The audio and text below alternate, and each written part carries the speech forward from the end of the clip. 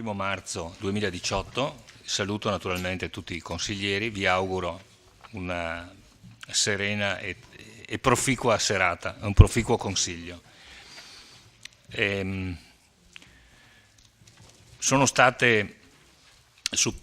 Nella riunione di capigruppo sono state fatte alcuni cambiamenti di programma, alcuni cambiamenti dell'ordine del giorno nella trattazione degli argomenti che vedrete di volta in volta.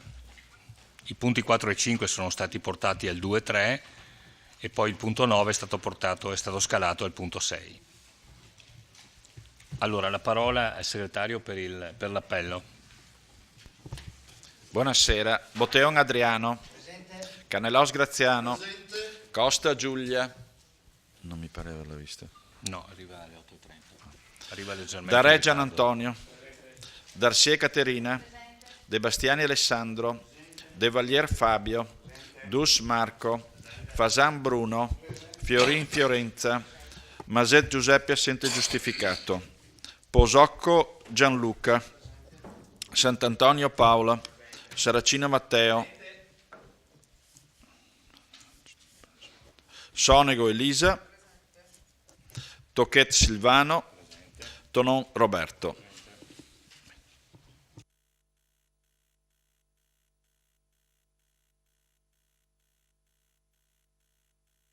Quindici presenti, 2 assenti, scrutatori, Darsie, Dus e Posocco, che accettano.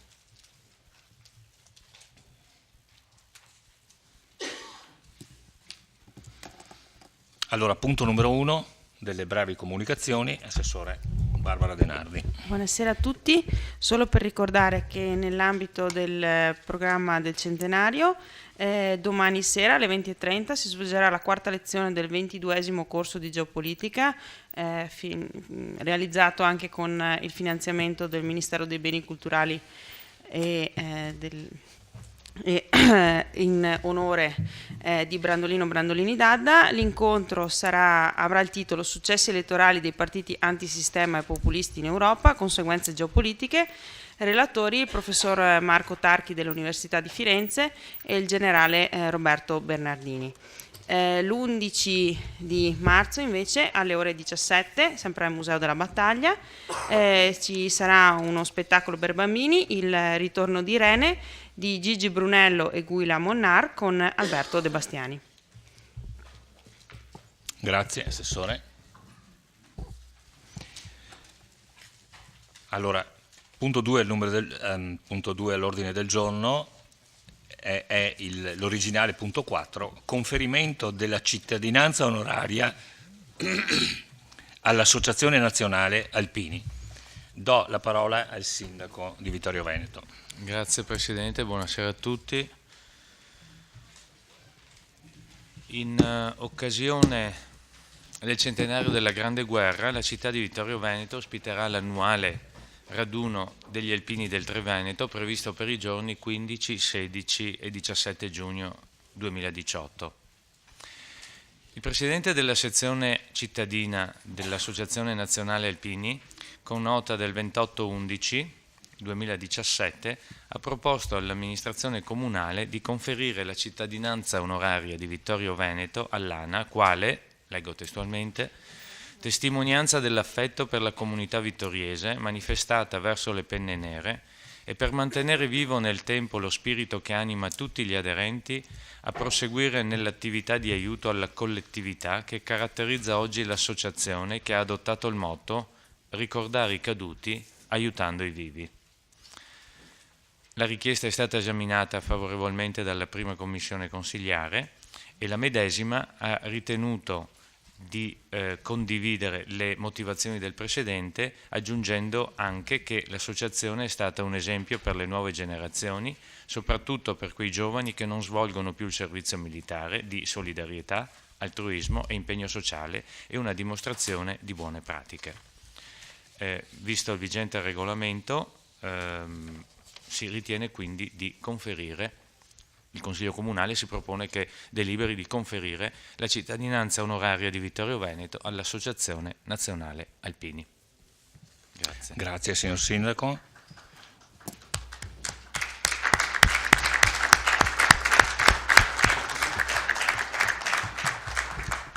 Mi piace questo applauso anticipato. Apro eventualmente il dibattito, se qualcuno vuole aggiungere qualcosa. Consigliere Darè. Sì, cogliamo in maniera favorevole la proposta, perché effettivamente credo che l'Associazione Nazionale Alpini sia un esempio di volontariato attivo presente sul territorio, che con poco fa tantissimo per le città, non solo per la città di Vittorio Veneto, ma è un esempio emblematico di disposizione verso gli altri, quindi cogliamo favorevolmente questa proposta, la collaborazione e soprattutto l'impegno sociale e l'impegno civile, ma anche diciamo quello verso i nostri giovani, di far capire cosa è il sacrificio degli alpini, un corpo straordinario che ha dato molto per l'Italia, ma soprattutto continua a dare molto per le nostre comunità. Un grazie, perché assieme alle altre associazioni combattentistiche e Dharma sono un esempio per la nostra comunità. Grazie consigliere. Consigliere Dus. Sì. A lei la parola. Buonasera a tutti innanzitutto, grazie per la parola. Volevo dire due parole anch'io in merito, in quanto ricordo bene quell'11 dicembre quando l'associazione venne in prima commissione da me presieduta e discutemmo e venne avanzata questa proposta. Mi fa piacere adesso che questa proposta si concretizzi durante questo Consiglio Comunale, per molti motivi, uno dei quali è anche scritto qui nella delibera, e cioè come esempio per le nuove generazioni. Tutti noi siamo preoccupati di come le nuove generazioni stanno evolvendo e i fenomeni li viviamo e li subiamo spesso tutti noi, sia come cittadini che come comunità. Credo che quella degli alpini sia, insieme a quelle ad altre associazioni Dharma, sia sicuramente un esempio per le generazioni future, siccome si deve vivere in maniera civile ed armoniosa. Per questo gli ringrazio. Grazie. Consigliere Dus. La parola al consigliere Carnelos.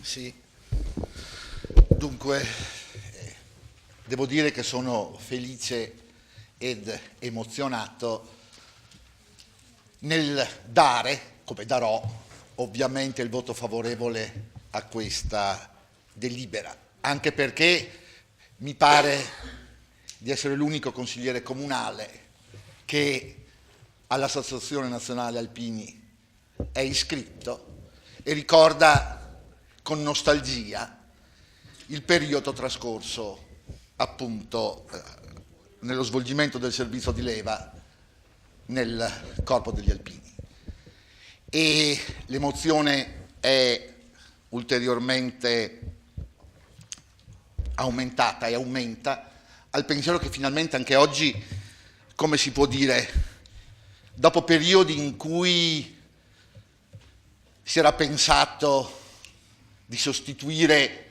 il tricolore con altre bandiere, oppure di mettere il tricolore in altri posti, ricordo benissimo polemiche passate, finalmente viviamo in un tempo in cui attorno a quella bandiera, credo e spero, tutti noi ci raccogliamo. Ultimo flash. Credo che sia importante farlo in quest'anno che è il centenario, per ricordare quelle penne nere che sono diventate penne mozze a causa della guerra, anche perché sia uno perenne monito affinché la mia, che è la prima generazione senza guerra, possa essere la prima di una incommensurabile, innumerevoli altre generazioni senza la tragedia e il flagello di una guerra. Grazie. Grazie, consigliere Carnelos. Consigliere Saracino, Sì, prego. anch'io sono totalmente favorevole a questa iniziativa e mi auguro, collegandomi al discorso di Dus, che queste nuove generazioni siano anche degne di portare avanti questi valori importanti che gli alpini hanno sempre onorato anche con la vita, e quindi l'augurio è che le nuove generazioni anche si impegnino per seguire queste orme che sembrano tanto passate ma in realtà sono ancora così vicine a noi. Un augurio che faccio a tutte le nuove generazioni è che abbiamo tanti begli esempi come questo, impariamo a guardarli, a rispettarli e a farne tesoro. Grazie.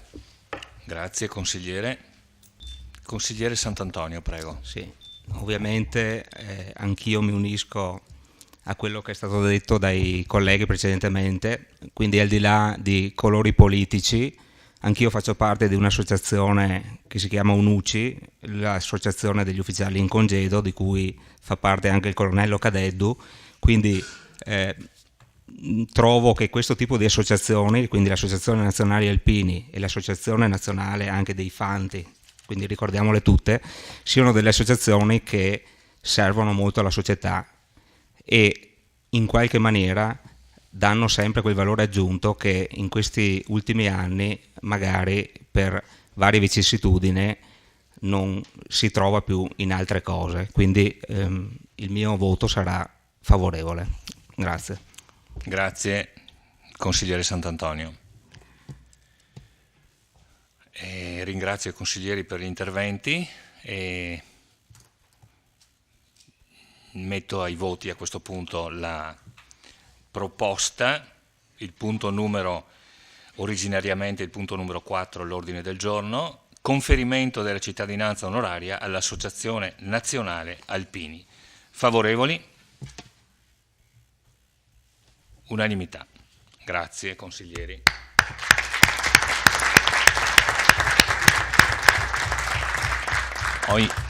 Ho invitato qui il Presidente Introvigne per un breve saluto, prego, il microfono, accendetegli, ecco. Prego. Sì, grazie signor Presidente, signor Sindaco, onorevole Consiglio Comunale della città di Vittorio Veneto. Oggi per noi alpini è un grande giorno, sono particolarmente lieto e ringrazio tutti i signori consiglieri che sono intervenuti e l'espressione di unanimità verso questo nobile gesto verso la nostra associazione. Siamo onorati e profondamente grati di ricevere la cittadinanza onoraria della città di Vittorio Veneto, la città della vittoria, durante le celebrazioni del centenario dalla fine della Grande Guerra, per la quale migliaia e migliaia di alpini donarono alla patria la loro giovane vita per darci una dignità di popolo, di nazione e di libertà. Questa del Vittoriese non è storicamente terra di reparti alpini, ma è stata da sempre terra di grande loro reclutamento. Non a caso l'ANA, che quest'anno compie il suo 99esimo anno dalla fondazione, è l'associazione d'armi più numerosa a livello nazionale, conta 360.000 aderenti. Così come nel nostro comprensorio operano 19 gruppi con 2.830 iscritti. Ogni nostro paese, ogni borgata, ogni famiglia ha visto almeno un proprio figlio portare con orgoglio il cappello alpino e anch'io stasera lo metto proprio per l'ufficialità del momento, simbolo per antonomasia dei valori della nostra storia e della nostra appartenenza. Sono i valori del sacrificio, della solidarietà, della condivisione, dell'accoglienza e della difesa della pace con tanto sangue conquistata.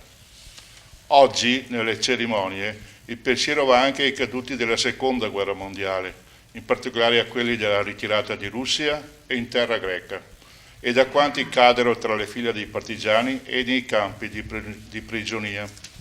Molti di loro hanno visto qui i Natali. Ancora oggi i nostri reparti in armi sono presenti e apprezzati in molte terre lontane nel mondo per difendere la pace di altri popoli e noi stessi dalle minacce della violenza, dell'odio, della guerra e del terrorismo. Sono altresì presenti in molte nostre città a fianco delle forze di polizia a garantire la sicurezza, la tranquillità di una migliore vita sociale. Gli alpini, oltre al dovere della memoria e del ricordo, hanno adottato il motto, come è stato ricordato poc'anzi, ricordare i morti aiutando i vivi. Ecco allora l'apertura ai bisogni della società, portando tutto l'aiuto possibile ovunque vi è bisogno e necessità, soprattutto nel caso delle calamità naturali. È il volontariato che ben conosce questa città, da questo consesso rappresentata, e che conoscono i sindaci dei paesi dove sono attivi i nostri 19 gruppi. Non a caso, immediatamente dopo il terremoto del Friuli del 1976, l'Associazione Nazionale Alpini aprì 11 cantieri di lavoro, uno dei quali, vidi anch'io come partecipe, portai la mia presenza costruttiva, gettando le basi di quella che poi è divenuta l'odierna protezione civile. Meglio di me sarà il nostro Presidente nazionale Sebastiano Favero, insieme all'intero Consiglio direttivo, davanti al Labaro nazionale decorato di 216 medaglie d'oro a valor militare, 3 delle quali sono appuntate sul nostro vessillo sezionale, ricordo Alessandro Luigino Tandura e Annibale Pagliarini, a ricevere questo alto riconoscimento e a ringraziare, durante il raduno del terzo raggruppamento dell'ANA, il raduno del Triveneto, il grande raduno del centenario, il prossimo 16 giugno in questa città. Grazie ancora per questo gesto concreto, come da istanza che avevamo promosso, testimonianza dell'affetto della comunità vittoriese verso le penne nere, di sprone certo a far mantenere vivo lo spirito che ci anima. Grazie.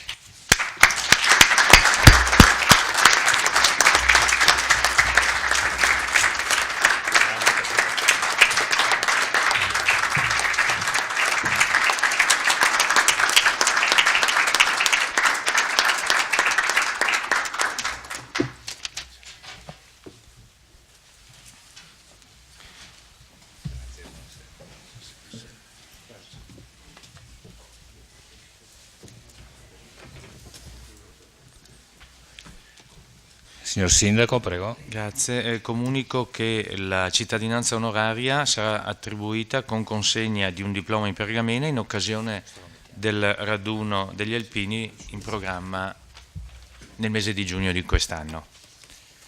Grazie, signor Sindaco.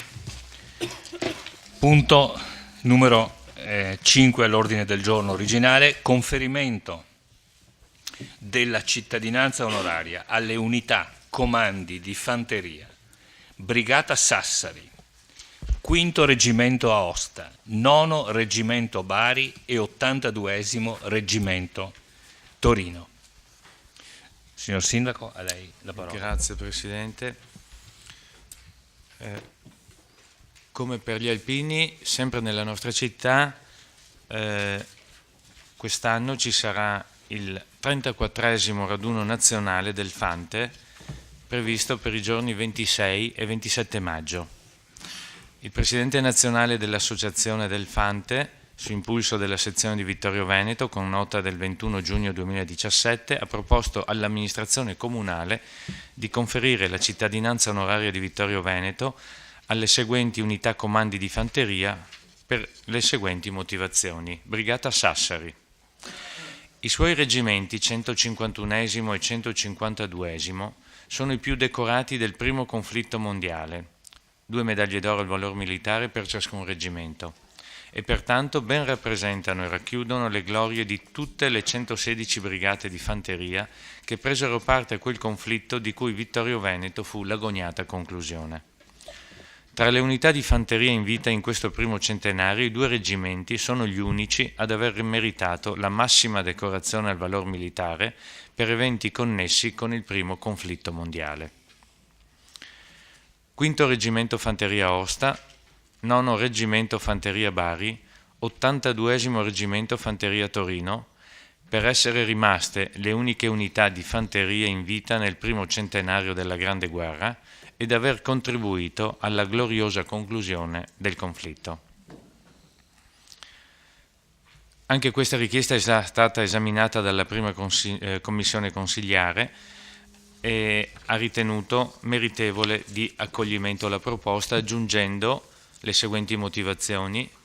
per quanto riguarda la Brigata Sassari, per aver lasciato sul campo un sacrificio di vite umane superiore a qualsiasi altro corpo militare e perché rappresenta il massimo esempio delle virtù della fanteria italiana. Per quanto riguarda i 3 reggimenti, il 5° Reggimento Fanteria Aosta, il 9° Reggimento Fanteria Bari, l'82° Reggimento Fanteria Torino, entrambi decorati di medaglia d'oro per le gesta eroiche compiute durante la Grande Guerra.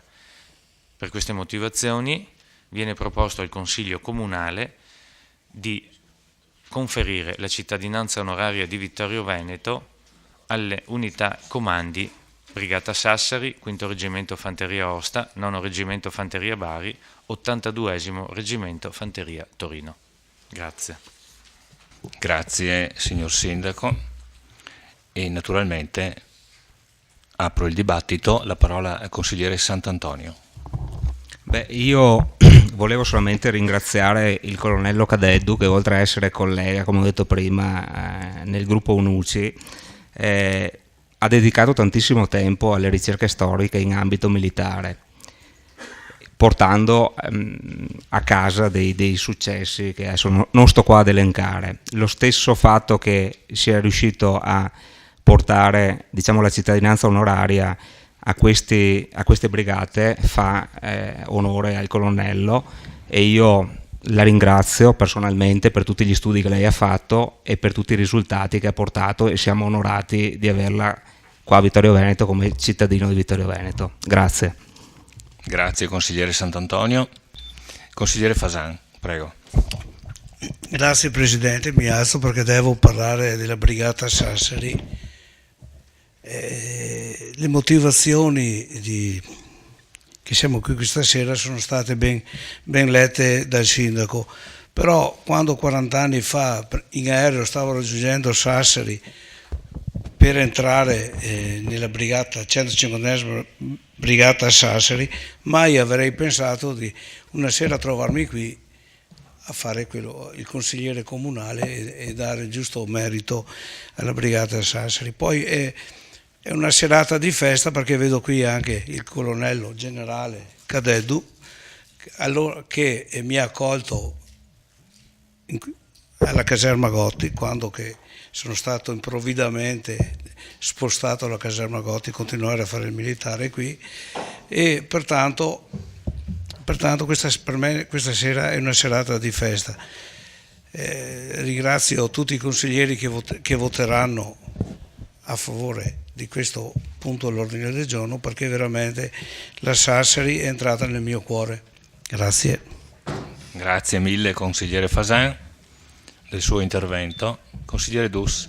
Sì, mi premeva ringraziare oltre naturalmente le brigate anche i colleghi per il supporto che stanno dando a questo tipo di iniziative e in particolar modo anche colgo l'occasione per ringraziare anche per il dono che è stato fatto dai Fanti alla città intera, e mi riferisco al monumento che verrà donato, un monumento che rappresenta una storia vivente, un oggetto di interesse pubblico, un testimone originale del nostro tempo, e questo servirà anche a ricordare alle generazioni future quello che le brigate hanno compiuto negli scorsi anni. Quindi un ringraziamento particolare.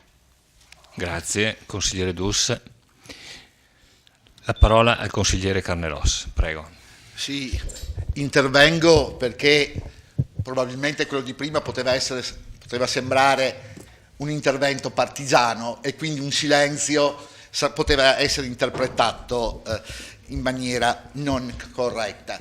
E dico che è importante questa cittadinanza onoraria alle brigate citate e mentre il sindaco le elencava, Aosta, Torino, Bari, Sassari, mi veniva in mente quanto lunga e bella è l'Italia, il nord, il sud, le isole, e anche qui mi veniva in mente un periodo in cui talvolta con la pancia si pensava che l'Italia non era una e indivisibile, invece lo è, e che questo Consiglio Comunale dia la cittadinanza onoraria a entità militari che avevano sede al nord, al sud e nelle isole, casualmente dimostra la coralità e la indivisibilità del nostro popolo. Da tutte le parti d'Italia è venuto il supporto alla nostra Italia. Non ci sono parti di serie A e parti di serie B, siamo tutti di serie A e significativamente quella delibera che voteremo porterà appunto tutti insieme questi valori e dico probabilmente senza saperlo, se, come si può dire, esiste il caso, questo è un caso provvidenziale di aver accomunato parti d'Italia diverse in un'unica delibera e coralmente, immagino, tutti i consiglieri comunali la voteranno, a prescindere appunto dalle loro idee, dai loro ideali e dal loro modo di pensare. Grazie. Grazie, consigliere Carnelos. E quindi metto in votazione il punto all'ordine del giorno. Conferimento della cittadinanza onoraria alle unità comandi di fanteria, Brigata Sassari, 5° Reggimento Aosta, 9° Reggimento Bari e 82° Reggimento Torino. Favorevoli? Unanimità, 16 voti a favore, e quindi ringrazio i consiglieri di cuore.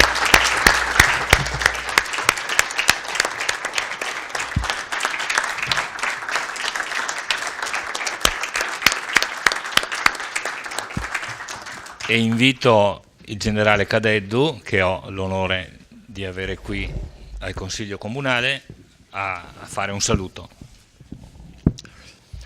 Signor Presidente, signor Sindaco, signori consiglieri, le mie parole sono in questo momento povere e inadeguate rispetto al gesto che che avete voluto fare nei confronti delle unità di fanteria che sono rimaste in vita.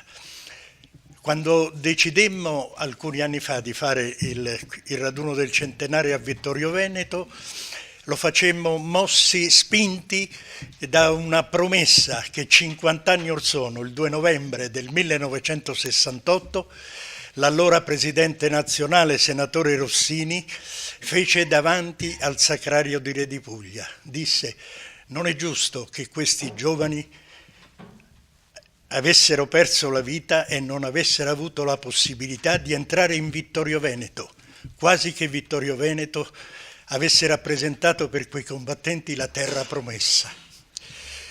Ed è per questo che noi nel nostro raduno nazionale riporteremo quei 359.312 fanti, li faremo sfilare a Vittorio Veneto. Sarà naturalmente una presenza di ordine spirituale, ma siamo certi che toccheremo le corde del cuore di tutti i vittoriesi. Noi abbiamo il dovere della memoria e ricordando queste poche unità rimaste in vita, intendiamo anche far sapere a questi nostri soldati di queste nostre unità che quando vanno a fare le missioni internazionali per conto di questa nostra Italia devono sapere che alle loro spalle c'è tutto un popolo, ma ci sono anche tante cittadinanze che li pensano nei momenti più significativi. Io vi ringrazio per questo vostro gesto fatto veramente, veramente col cuore. Scusate l'inadeguatezza delle mie parole, ma sono veramente, veramente commosso. Grazie.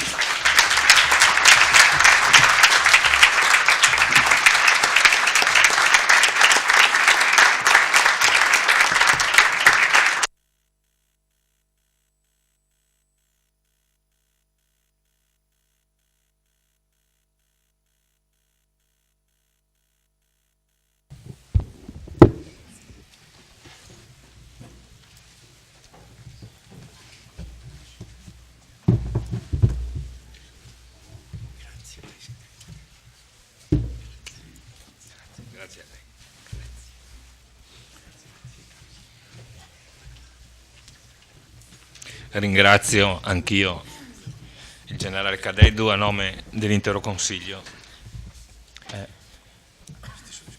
Sì, Sindaco, prego. Anche in questo caso le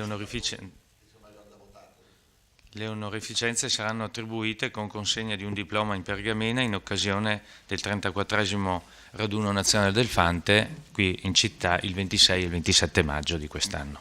Grazie. Grazie signor Sindaco. E sono già stati nominati. Sì, certo.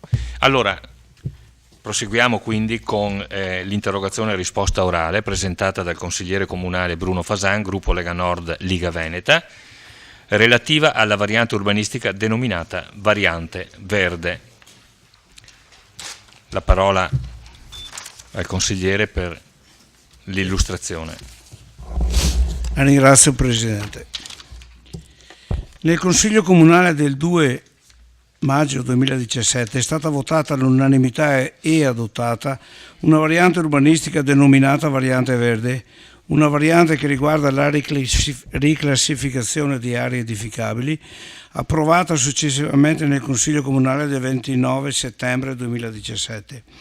È stata applicata la legge regionale numero 4 del 16 marzo 2015, la quale stabilisce che entro il termine di 180 giorni dall'entrata in vigore della legge o successivamente entro il 31 gennaio di ogni anno, i comuni pubblicano nell'albo pretorio ai sensi dell'articolo 32 della legge 18 giugno 2009 un avviso con il quale invitano gli aventi titolo che abbiano interesse a presentare entro i successivi 60 giorni la richiesta di riclassificazione di aree edificabili affinché siano private della potenzialità edificatoria loro riconosciuta dallo strumento urbanistico vigente e siano rese inedificabili. Il Comune entro 60 giorni dal ricevimento valuta le istanze e, qualora ritenga le stesse coerenti con le finalità di contenimento di consumo del territorio, le accoglie mediante approvazione di apposita variante al piano degli interventi. Secondo la procedura dell'articolo 18, commi 2 e 6 della legge regionale 23 aprile 2004, norme per il governo del territorio in materia di paesaggio, ovvero, in assenza del PAT, di variante piano regolatore generale con la procedura prevista dalla legge regionale del 27 giugno 1985 numero 61, norme per l'assetto e l'uso del territorio e successive modificazioni. Quindi, riepilogando, entro 180 giorni dalla pubblicazione della legge, il Comune doveva pubblicare nell'albo pretorio un avviso per la presentazione della richiesta di riclassificazione di aree edificabili affinché fossero rese inedificabili entro i successivi 60 giorni. Quindi, entro 240 giorni dalla pubblicazione della legge regionale, limite massimo, i richiedenti dovevano aver protocollato le loro richieste. Il Comune, a sua volta, entro 60 giorni dal ricevimento, doveva provvedere tramite opportuna variante. Quindi il Consiglio Comunale, entro 300 giorni dal 16 marzo 2015, doveva deliberare la variante che, nel nostro caso, riguardava le richieste di 18 cittadini. I 300 giorni scadevano il giorno 10 gennaio 2016. Chiedo di essere messo a conoscenza delle cause che hanno realizzato un così significativo ritardo della presentazione della variante e se esista l'obbligo, visto l'inadempienza dell'amministrazione, che i richiedenti devono essere rimborsati dei versamenti fatti negli ultimi 2 anni. Chiedo inoltre come sia stato possibile che il Presidente del Consiglio abbia potuto inserire nell'ordine del giorno una variante i cui termini erano decaduti da ben 410 giorni. Questa è la seconda volta che in Consiglio Comunale non vengono rispettati gli obblighi dei termini di presentazione di una variante. La volta precedente il punto fu ritirato su richiesta della stessa maggioranza consigliare. Chiedo pertanto, alla luce delle mie osservazioni, se le votazioni del 2, 5, 17 e la seguente adozione 29, 9, 17 debbano essere considerate invalidate. In risposta alla mia richiesta di chiarimenti chiedo sia allegato un parere dell'Avvocatura Unica Comunale. La legge regionale stabilisce che non c'è alcun obbligo di informazione diretta da parte dell'amministrazione verso i richiedenti, se non la pubblicazione della variante all'albo pretorio, ma credo che nel tempo si siano create delle situazioni di difficoltà di comunicazione dovute ai ripetuti dinieghi alle richieste dei cittadini che avrebbero dovuto consigliare all'amministrazione una maggiore attenzione. Quando l'amministrazione già spedisce migliaia di lettere per esigere dai cittadini quanto a lei dovuto, 18 lettere di un cortese avviso non avrebbero fatto saltare il bilancio comunale. È il caso di una nostra concittadina ultra novantenne che dopo 2 richieste di riclassificazione negate all'amministrazione, non essendo stata avvisata e non essendo in grado di provvedere da sola alla propria informazione, ha pagato il 16 dicembre la seconda rata IMU dell'anno 2017. Ricordo che l'assessore bilancio, su esplicita richiesta delle minoranze, aveva affermato che le prossime scadenze di pagamento i cittadini vittoriesi avrebbero ricevuto a casa un bollettino compilato con l'importo da pagare di IMU e Tasi, onde sollevare i cittadini a dover pagare balzelli aggiuntivi, ma finora questa opportunità di informazione non è stata applicata. Dov'è finita la promessa dell'assessore? Chiedo. Per questa ragione, valutando la possibilità che esistano altri casi simili, sono a chiedere di essere informato quanti di 18 fruitori della variante verde hanno pagato anche la rata IMU di dicembre. Grazie. Grazie consigliere. Le risponde il signor Sindaco Roberto Tonon. Grazie. In merito alla sua interrogazione, consigliere Fasan, relativa alle varianti verdi, le comunico che, come si evince anche dal parere dell'Avvocatura Unica Comunale allegata, che i termini per la predisposizione della prima variante verde, la numero 56 al PRG vigente, sono stati ottemperati e pertanto le deliberazioni consigliari di adozione e approvazione della variante sono legittime. La variante efficace ha prodotto gli effetti sui cittadini a partire dall'adozione intervenuta in data 2 maggio 2017. Per quanto riguarda le istanze pervenute da parte della concittadina ultranovantenne, le 2 precedenti richieste, come lei recita, negate dall'amministrazione, sono intervenute in data 11 dicembre 2008 e 2 luglio 2012 e pertanto non posso rispondere per conto dei miei predecessori. In relazione ai pagamenti dei 18 soggetti che hanno fatto istanza di variante e ai quali tutti è stata data risposta positiva, l'Ufficio Tributi mi ha comunicato che dei 18 contribuenti coinvolti 7 hanno pagato correttamente, mentre 11 hanno pagato in eccesso. L'Ufficio Tributi con provvedimento 7 febbraio 2018 ha provveduto ad emettere i rimborsi IMU e Tasi per 10 contribuenti, mentre per un contribuente non è stato emesso in quanto risulta a debito per altre annualità. Tali provvedimenti sono in corso di notifica agli interessati. Colgo l'occasione, ringraziando quindi il consigliere Fasan di avermene dato lo spunto, di avvisare che è in corso di pubblicazione un ulteriore avviso relativo alle varianti verdi. L'avviso è stato reso pubblico con manifesti e si trova sul sito istituzionale del Comune. Chiunque desideri richiedere una riclassificazione di aree di proprietà da edificabili a non edificabili può fare istanza entro il 26 del mese di marzo. Tutta la modulistica e le informazioni sono sul sito oppure possono essere richieste all'ufficio pianificazione territoriale. Le leggo anche il parere legale. No, può passarmelo? Prego? Mi dà una copia? Va bene, ne do una copia, grazie. Grazie, signor Sindaco. Consigliere, per esprimere almeno ringrazio il Sindaco per la cortese risposta, però non mi ha risposto per quale ragione si sono persi 410 giorni prima di fare questa variante verde, perché sono stato ben preciso nei tempi di attuazione della variante regionale e il Comune l'ha adottata 410 giorni di ritardo. 410 giorni di ritardo non è una data casuale, sono 2 annualità di IMU che hanno pagato in più 18 persone. No, la media sarà sui 1.300-1.500, facciamo un conto che i cittadini di Vittorio hanno pagato quasi 80.000 euro in più per la scarsa attenzione dell'amministrazione, posso definirla così, altrimenti non saprei come definirla. Se entro gennaio 2016 fossero stati adottato la variante verde, avrebbero risparmiato 2 anni, 2 annualità di IMU, e la cosa mi sorprende che non sia stata evidenziata nella sua risposta, Sindaco. Grazie. Grazie consigliere.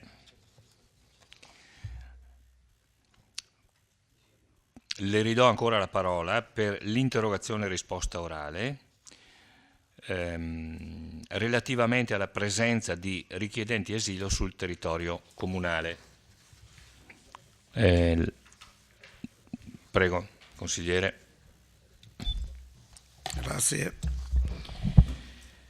Con questa interrogazione sono a chiedere all'amministrazione comunale quali siano le motivazioni che hanno portato ad avere nella nostra città la presenza di 300 richiedenti asilo. A mio parere esagerata nei numeri e inquietante in prospettiva di un futuro di ardua integrazione, puro per gli aventi diritto, penalizzati dall'ingombrante presenza di così numerosi clandestini. In tutta la provincia solo Treviso ospita un numero di richiedenti asilo pari a Vittorio Veneto. Treviso ha però un numero di residenti almeno 4 volte superiore e, solo applicando le direttive del governo che indicano come ottimale la presenza di 2 richiedenti asilo ogni 1000 abitanti, per ottenere l'obiettivo dell'integrazione riesce ad avere la presenza di 300 richiedenti. La popolazione di Vittorio in questi anni è scesa a 28.000 residenti, quindi il numero di richiedenti asilo per le stesse indicazioni non dovrebbe superare le 60 unità. Non si capisce come si è potuto raggiungere la quota di 11 richiedenti asilo ogni 1000 abitanti, 5 volte superiore agli standard dell'accoglienza applicati dalle altre città trevigiane di varia importanza dalla nostra, quali Mogliano, Conegliano, Montebelluna. Non è dato da sapere inoltre dove siano ospitati questi richiedenti asilo. Il tema dell'accoglienza dei richiedenti asilo dei clandestini è troppo importante per i nostri concittadini perché l'amministrazione possa omettere di informarli costantemente sull'evoluzione del numero delle loro presenze e dove sono ospitati. Sta di fatto che in questo Natale per i nostri viali, malinconicamente senza luci ed addobbi, è stata scritta 2 mesi fa. Passeggiano solo per questo. Passeggiano solo richiedenti asilo che nessun vantaggio apportano alle nostre attività commerciali. È successo anche altri fatti dopo di questa, sì, non di poco conto, e che poco emotivamente sono coinvolti dallo spirito natalizio della ricorrenza della nostra festività cristiana. I cittadini si chiedono quanti sono, dove alloggiano e cosa fanno tutto il giorno, preoccupati da un futuro nebuloso per la nostra città e per il suo bilancio. Da informazioni mai ufficialmente confermate da parte della Prefettura e dell'amministrazione, i richiedenti asilo ospitati nella struttura del CEIS non dovrebbero superare le 120 unità, come indicato da raccomandazione ULSS, che specifica come fondamentale per una corretta accoglienza la misura di non meno 4,5 metri quadri a disposizione per ogni ospite. Gli ospiti accolti all'Hotel Winkler dovrebbero essere poco meno di 70 e la Caritas dovrebbe provvedere ad ospitare almeno 30 richiedenti asilo nelle proprie strutture. Almeno nell'ultimo consiglio che si è parlato di questo, queste erano le indicazioni. Credo che possa essere motivo di riflessione da parte di tutti gli elettori che un consigliere comunale, in generale tutto il consiglio comunale, che qui li rappresenta, non sia messo nelle condizioni di essere a conoscenza delle realtà attinenti all'accoglienza del nostro comune e dei suoi numeri e sia costretto ad usare il condizionale nella sua esposizione. È poi tutta da valutare l'inaffidabilità delle dichiarazioni fatte da chi ha avuto in questi anni l'autorità per esprimersi su ciò che riguarda i richiedenti asilo e la loro ospitalità. Lei, Sindaco, ad una mia interrogazione consigliare di agosto 2016, a precisa domanda per quale ragione fossero state installate 3 tende nel chiostro dell'istituto, argomentò che erano degli alloggi assolutamente momentanei dovuti ad una situazione di emergenza nazionale. Pure il responsabile della struttura a suo tempo definì sui giornali il posizionamento delle tende come una soluzione di estrema temporaneità, le definì super provvisorie, assicurando che nel giro di breve tempo sarebbero state rimosse. Per questa ragione mi ha sorpreso la notizia uscita sui quotidiani in questi giorni che dopo 18 mesi le tende posizionate nel chiostro a riparo dall'indiscreta e non autorizzata visita dei vittoriesi sono state smontate. Credo che definire ospitalità l'atto di accogliere 18 persone e di alloggiarle per oltre 1 anno e mezzo nelle tende, soprattutto nelle stagioni estiva ed invernale, possa essere considerata una risibile forzatura che serve solo a coprire l'opportunità di far incassare al CEIS oltre 340.000 euro che vanno ad aggiungersi ai 2.626.000 già assicurati dall'ospitalità data dagli altri alloggiati, questo in 18 mesi. Questo perché 3 milioni di euro sono meglio di 2.600.000 euro, sempre, anche quando si fa della carità cristiana e quando si assecondano le indicazioni della prefettura. Mettendo insieme tutte le informazioni di nostra conoscenza e sommando tutti i numeri di richiedenti asilo, non si raggiungono nemmeno le 220 unità. Ora, dal momento che il numero di 300 richiedenti asilo sembra essere confermato anche dalla somma di 150.000 euro arrivati dal governo, che dà ai comuni 500 euro per ogni profugo accolto, chiedo che l'amministrazione informi il Consiglio quanti sono in questo momento i richiedenti asilo e, in modo puntuale, dove sono ospitati sul territorio comunale.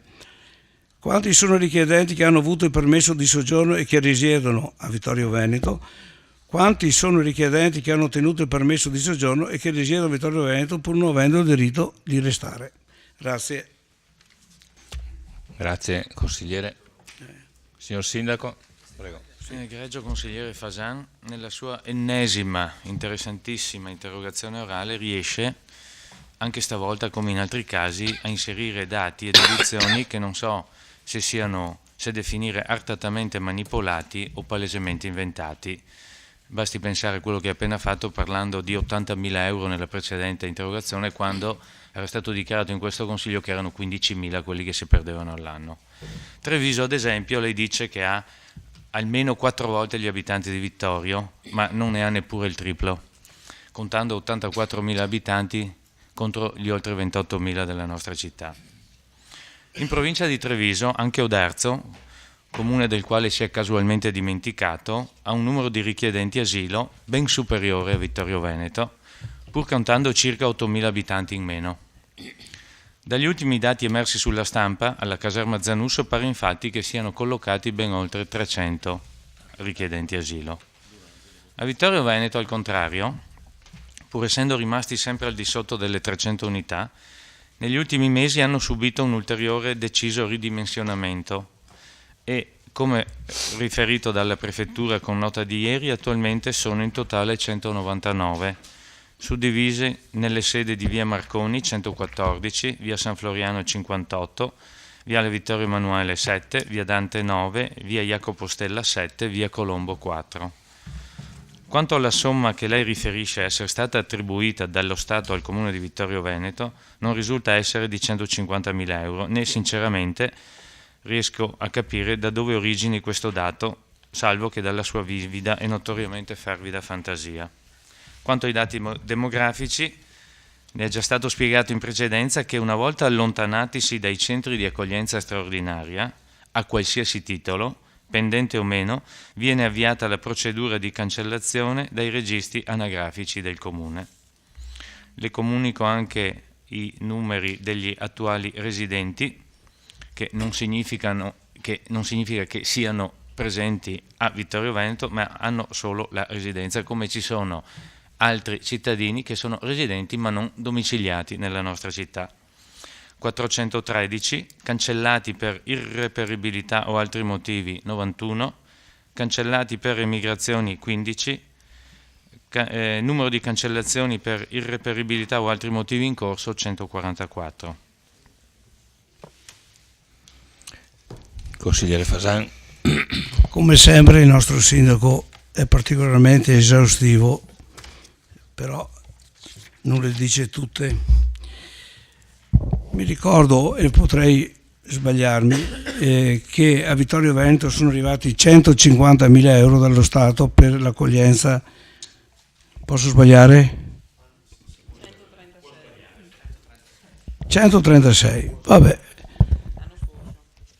L'anno scorso, e quest'anno mi dicono che sono molti meno, ma non è che abbia piacere o che mi dispiace, io voglio essere solo informato come come spetta all'amministrazione informare i consiglieri comunali. Non credo che le mie domande, anche se ripetute, siano così inutili. Caro Sindaco, mi piacerebbe che fra le comunicazioni del Sindaco, almeno una volta ogni tanto, dica quanti sono gli ospitati a Vittorio Veneto, solo per sapere, così, perché se vediamo il viale della Vittoria sono solo loro che passeggiano, e nella parte nord della Valle Appisina sono più i richiedenti asilo ormai che i residenti. Io dico che sono state rilasciate 528 carte di identità. Allora lei mi dice 415 sono ancora qui, 93 sono state cancellate. Posso sbagliare? Deve essere più preciso il Sindaco. Quando dice 415 sono ancora residenti, sono qua o sono andati via? Io chiedo scusa, ma mi pareva di essere stato chiaro. Io ho detto che residenti vuol dire che hanno la residenza, non che sono domiciliati, ma questo vale per qualsiasi persona. Non vuol dire che uno che ha la residenza sia domiciliato. Io ho detto che hanno la residenza, punto. Vabbè, allora questo vuol dire che se magari qualcuno... Non essere chiaro, ma mi pare di essere stato chiaro stavolta. Vabbè, mi scuso per la mia scarsa attitudine a seguire i suoi pronunciamenti. 415 che hanno residenza qua vuol dire che se delinquono da qualche parte verranno rimandati a Vittorio Veneto? No, domanda. Sì, io... Guardi che queste sono le domande che fanno tutte le persone. Consigliere, È scaduto il mio tempo. Per fortuna che è scaduto il mio desisto... tempo, perché altrimenti continuerei a dire quello che penso. Va bene, grazie. Grazie. Allora, in conferenza di capigruppo è stata accettata la proposta di portare al punto 6 all'ordine del giorno, quindi a questo punto, il punto 9. Nonostante in moltissime altre precedenti consigli comunali che avevano analogamente a questo una proposta di ordine del giorno di consiglio comunale straordinario, tale proposta fosse stata messa e lasciata all'ultimo punto all'ordine del giorno. Comunque adesso ne discutiamo. Io mi ero permesso di invitare, visto che si parla, anzi leggiamo il testo, proposta di ordine del giorno presentata dai consiglieri comunali Darè e Fasan, Sant'Antonio, Maset e Posocco e Saracino, ad oggetto futuro della Fondazione Fender. Ecco, mi ero permesso di invitare i presidenti della Fondazione Fender e dell'IPAB Cesana Malanotti, pensando di fare cosa gradita e di poter portare un contributo a questo Consiglio. E chiedo scusa, faccio ammenda, chiedo scusa se non ho avuto la cortesia di avvisare i consiglieri promotori. Pensavo che fosse un di più. In ogni caso, anche perché i due presidenti avevano di buon grado accettato e le telefonate intercorse con gli uffici erano in tal senso. Dopodiché questa mattina mi ha pregato di leggerla in Consiglio Comunale. Il Presidente della Fondazione Fender, Giancarlo Scottà, mi ha mandato la seguente comunicazione. Signor Presidente del Consiglio Comunale, la ringrazio per l'invito rivoltomi di presenziare stasera al Consiglio Comunale straordinario per la discussione dell'ordine del giorno futuro della Fender. Ribadisco qui la volontà espressa dalla Fondazione di rimanere istituzione autonoma ed indipendente. Poiché però la materia oggetto di proposta di delibera è strettamente politica e di tipica e sostanziale competenza del Consiglio Comunale, non intendo interferire sulle scelte dell'organo democratico di governo della città, ragion per cui le comunico che non presenzierò alle sedute di stasera. Pregandola di dare lettura di questa mia nota in apertura di seduta, la saluto cordialmente augurando buon lavoro a lei e al Consiglio Comunale. Giancarlo Scottà, Presidente, Fondazione Fender.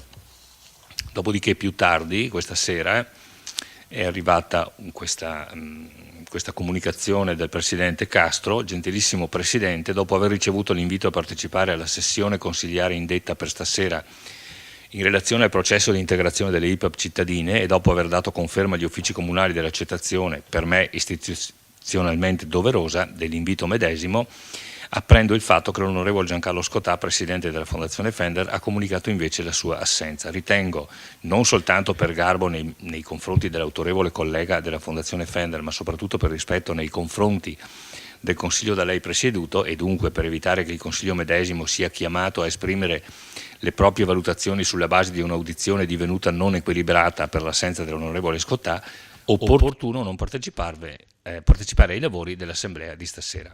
Resta peraltro ribadita la mia disponibilità, sempre dichiarata e praticata, a rendere al Consiglio in ogni occasione ritenuta utile tutte le informazioni e le dichiarazioni che mi siano richieste in ordine all'attività e alle scelte dell'istituto che presiedo. Mi è gradita l'occasione di porgerle il mio saluto più sincero. Maurizio Castro, Presidente Istituto Cesana Malanotti di Vittorio Veneto. Quindi do la parola a uno dei firmatari, non so a chi, indicatemi voi, ecco, per illustrare l'ordine del giorno. Consigliere D'Arè.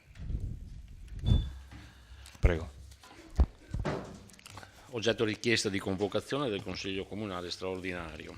Premesso che con la delibera dell'IPA Cesana Malanotti del numero 1 del 23/1/2018, protocollo 354 del 24/1/2018, con oggetto incarico studio Phil Fisher per procedura incorporazione e federazione Ettore Fender, si deliberava: 1. Di conferire incarico al Presidente, una volta acquisiti gli opportuni elementi di valutazione, di rinnovare alla Fondazione Ettore Flavio Fender la richiesta di deliberare in merito alla sua incorporazione in questo istituto. 2.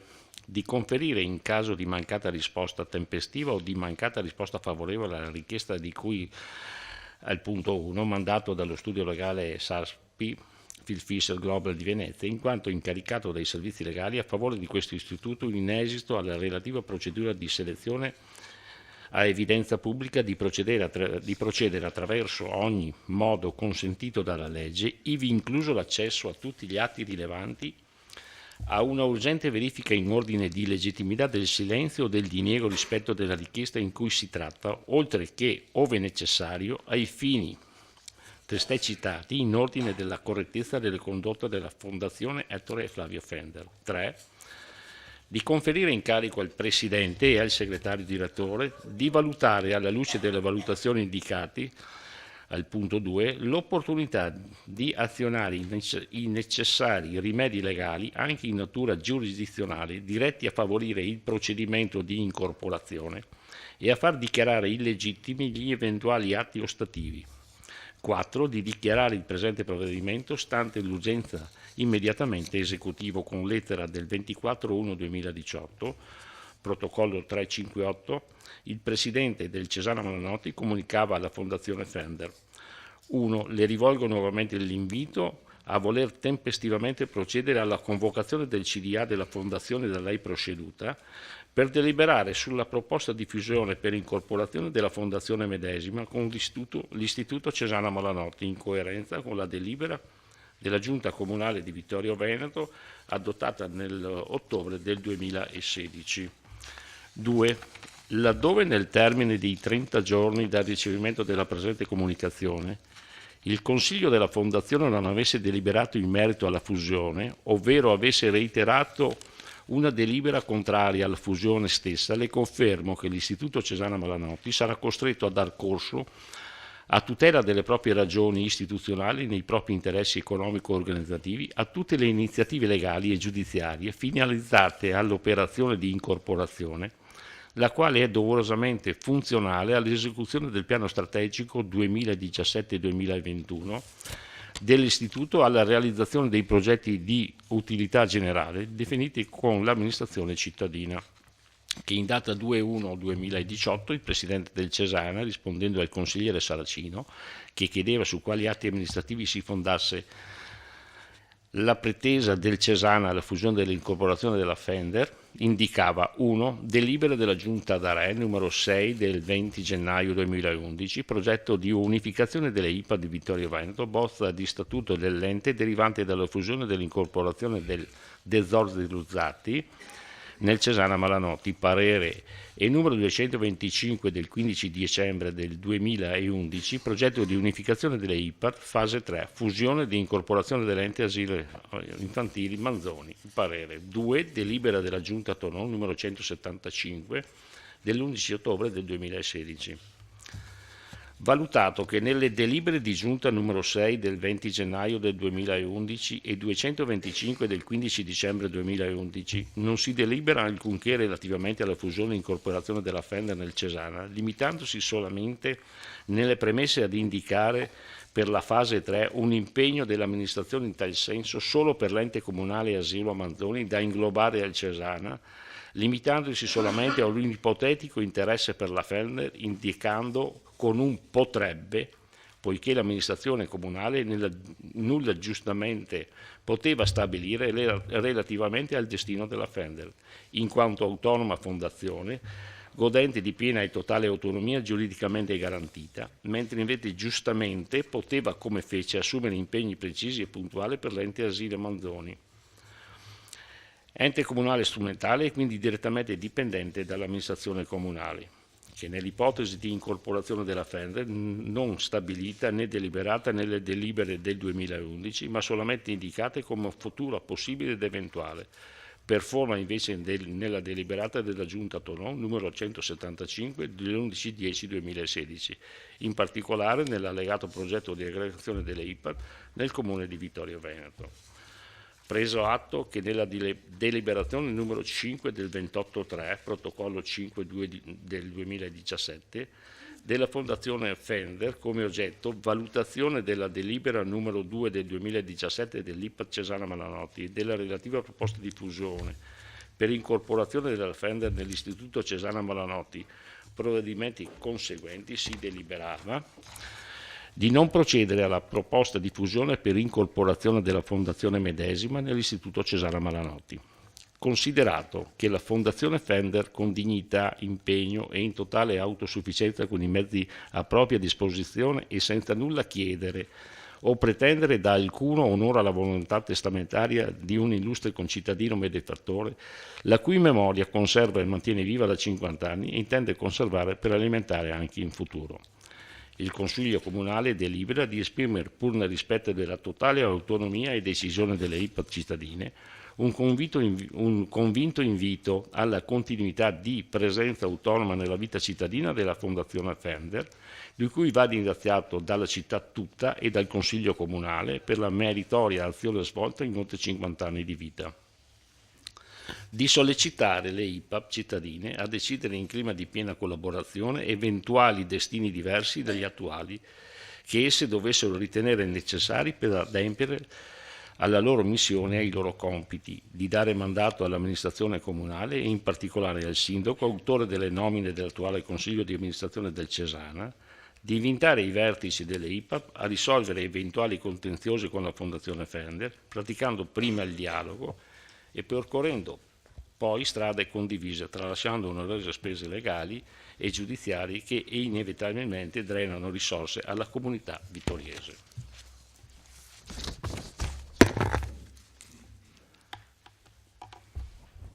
Posso partire subito? Io ho finito. Io a questo punto apro il dibattito. Allora, premesso con che diritti il Cesana, tra l'altro come ente autonomo, si permette di imporre a un altro ente paritetico la Fondazione Fender, di volere a tutti i costi la fusione. Punto 2. Minacciare azioni legali e ostative alla richiesta, se non esaudita la richiesta. Penso che, come voi avete come appena letto, nelle due delibere da me sportate, una, la numero 6 del 20 gennaio del 2011 e la numero 225 del 15-12-2011, il progetto prevede un percorso articolato nelle seguenti fasi. Parlo dell'ultima delibera, quella di modificazione dello Statuto Cesana Malanotti, fusione per incorporazione dell'Istituto Dezzordi Luzzati nell'Istituto Cesana, fase 3, costituzione di un raggruppamento tra l'Istituto Cesana Malanotti e l'ente asili infantili Alessandro Manzoni, nel quale potrebbe anche confluire la Fondazione Fender. Questo è ribadito nella delibera numero 6 e nella delibera 225. Perché il potrebbe? Allora, essendo stato sindaco e avermi consultato con illustri avvocati del territorio, mi era stato sconsigliato di fare questa operazione, per il semplice motivo che vado a leggere. Quello ora letto in testo nel punto dell'ordine del giorno come da noi protocollato il 9 febbraio scorso nel Consiglio straordinario, nell'analisi del testamento depositario presso il dottor Enrico Sartorio, notaio di Conegliano in data 28/12 del 1966, in cui sono possesso e ho abbondantemente visionata anche quando ero sindaco. Non abbiamo proceduto alla fusione proprio per la disposizione testamentaria che io ora leggo. Qualora per qualsiasi malaugurato evento la Fondazione Fender non potesse essere costituita o venisse soppressa o trasformata, il relativo patrimonio sarà interamente devoluto alla Santa Sede a favore della Biblioteca Apostolica Vaticana, a ricordo della lettera da me scritta a Papa Pio XII in occasione del 30° anniversario della morte di Sua Santità Benedetto XV e passata come motu proprio dal Santo Padre, quale importante documento storico alla stessa Biblioteca Vaticana. Per cui propongo che all'ordine del giorno predisposto venga aggiunto il punto considerato la seguente integrazione: che l'operazione di incorporazione per fusione della Fender nel Cesana potrebbe creare problemi di natura legale stante a una precisa disposizione dell'ingegner Ettore Fender, contenuta nel suo testamento pubblico, che stabilisce qualora per qualsiasi malaugurato evento la Fondazione Fender non potesse essere costituita o venisse soppressa o trasformata, il relativo patrimonio sarà interamente devoluto alla Santa Sede a favore della Biblioteca Apostolica Vaticana. Ho concluso. Grazie. Mi perdoni. Prego. Chiedo alla collaboratrice in sala del Comune se per cortesia fa copia per i consiglieri del testamento.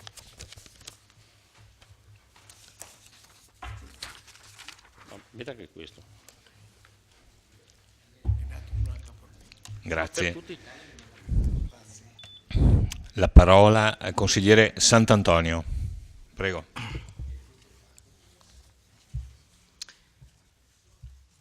Si ricorre ad un consiglio comunale straordinario in presenza di fatti eccezionali, quasi fosse l'ultima spiaggia per porre rimedio a situazioni sfuggite di mano o quando incombono gravi rischi sulla comunità cittadina. Oggi ci troviamo in tale situazione. Siamo infatti chiamati ad affrontare una nuova patologia comparsa in città, l'incontinenza giudiziaria del Cesana. Manifestatosi nei suoi primi sintomi ormai da parecchio tempo, tale incontinenza si è via via acuita in una sorta di crescendo rossiniano, fino a minacciare l'organismo sano e vitale della Fondazione Fender. a tal punto che si dovrebbe ora ricorrere ad un'adeguata terapia. Ad un attento diagnosta non sarebbe certo sfuggito il primo sintomo, latente ma evidente, la delibera numero 3 del 18 gennaio 2017 del Cesana, che per il triennio 2017-2019 destinava ben 201.000 euro e 612 a consulenze di assistenza legale, poi assegnate all'onnipresente mega studio Phil Fisher. Poi altri sintomi. L'azione giudiziaria contro gli ex amministratori e revisori dei conti del Cesana. La diffida alla figlia di un ospite qualora avesse reiterato critiche sull'aumento della retta di libero mercato, letta in quest'aula del collega consigliere D'Arè la scorsa estate.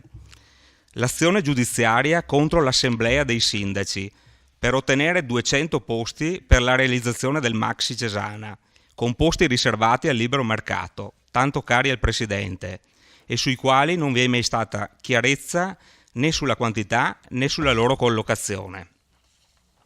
Ultimi e gravi sintomi, la minaccia alla Fender di avviare iniziative giudiziarie finalizzate alla incorporazione del Cesana, qualora non deliberi entro 30 giorni la propria fine come perentoriamente intimatole. I metodi del Cesana non sono indice di un ordinario, funzionale e armonico sviluppo di relazioni tra istituzioni locali. Diversità di vedute, di progetti, di soluzioni sono situazioni normali in una comunità, anzi sono il lievito della democrazia. Ciò che si fatica a comprendere è la incapacità di ricondurle nell'alveo di una normale dialettica, in vista di una sintesi e di un punto d'arrivo condiviso. In politica, il ricorso alla via giudiziaria non è mai un fatto fisiologico, bensì un fatto patologico, che però non ci ha colti di sorpresa. Anzi, ne eravamo preparati, vista la irrefrenabile volontà annessionistica del Cesana, che già si era manifestata lo scorso anno sull'asilo nido, sui servizi sociali e sulle farmacie comunali. Al Presidente Castro vorrei rivolgere l'invito di ritrovare quei caratteri che nel 2009 il neosenatore Castro riconosceva a se stesso nel suo libro Dialogo su Vittorio Veneto. Già noto.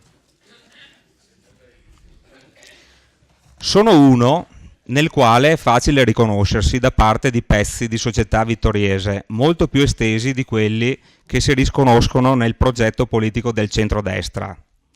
Poi, per cultura e costume, sono un uomo che unisce, molto più di quanto non divida.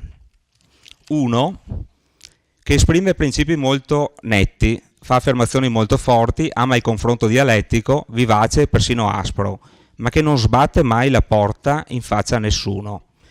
Credo che questo sia un tratto della mia personalità, che ai vittoriesi interessa. Una personalità forte ma divisoria penso non sarebbe piaciuta. Ritorni ad essere il Presidente Castro uno che unisce. Non applichi con la Fender la legge del più forte che gli si appiccica alla sgradevole immagine del pesce grosso che divora il pesce piccolo. Eviti la guerra giudiziaria contro la piccola IVA cittadina. Dialoghi piuttosto e si confronti con essa. Le spieghi i progetti del Cesana e le sue ragioni qualora ne abbia. Ascolti e prenda atto delle risposte della Fondazione, qualsiasi esse siano. Le riconosca la dignità di istituzione indipendente. Non si faccia forte degli agguerriti studi legali che può permettersi di assoldare e che ingoiano risorse che potrebbero invece essere utilizzate per gli assistiti. Per quanto ci riguarda, ribadiamo la nostra volontà a mantenere in vita la Fondazione, che è nel cuore dei vittoriesi e che costituisce una componente vitale della comunità cittadina.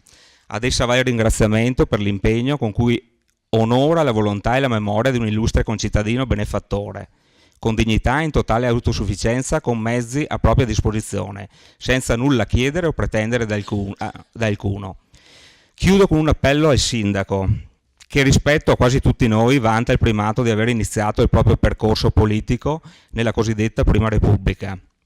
Segretario del Movimento Giovanile della Democrazia Cristiana negli anni '80, consigliere comunale nel '90, segretario comunale della Democrazia Cristiana nel '92, Il sindaco Tonon ha conosciuto la ferrea regola, non scritta, ma che era nel DNA di quella stagione politica, per cui i contrasti tra le istituzioni dovevano essere sempre risolti dalla politica.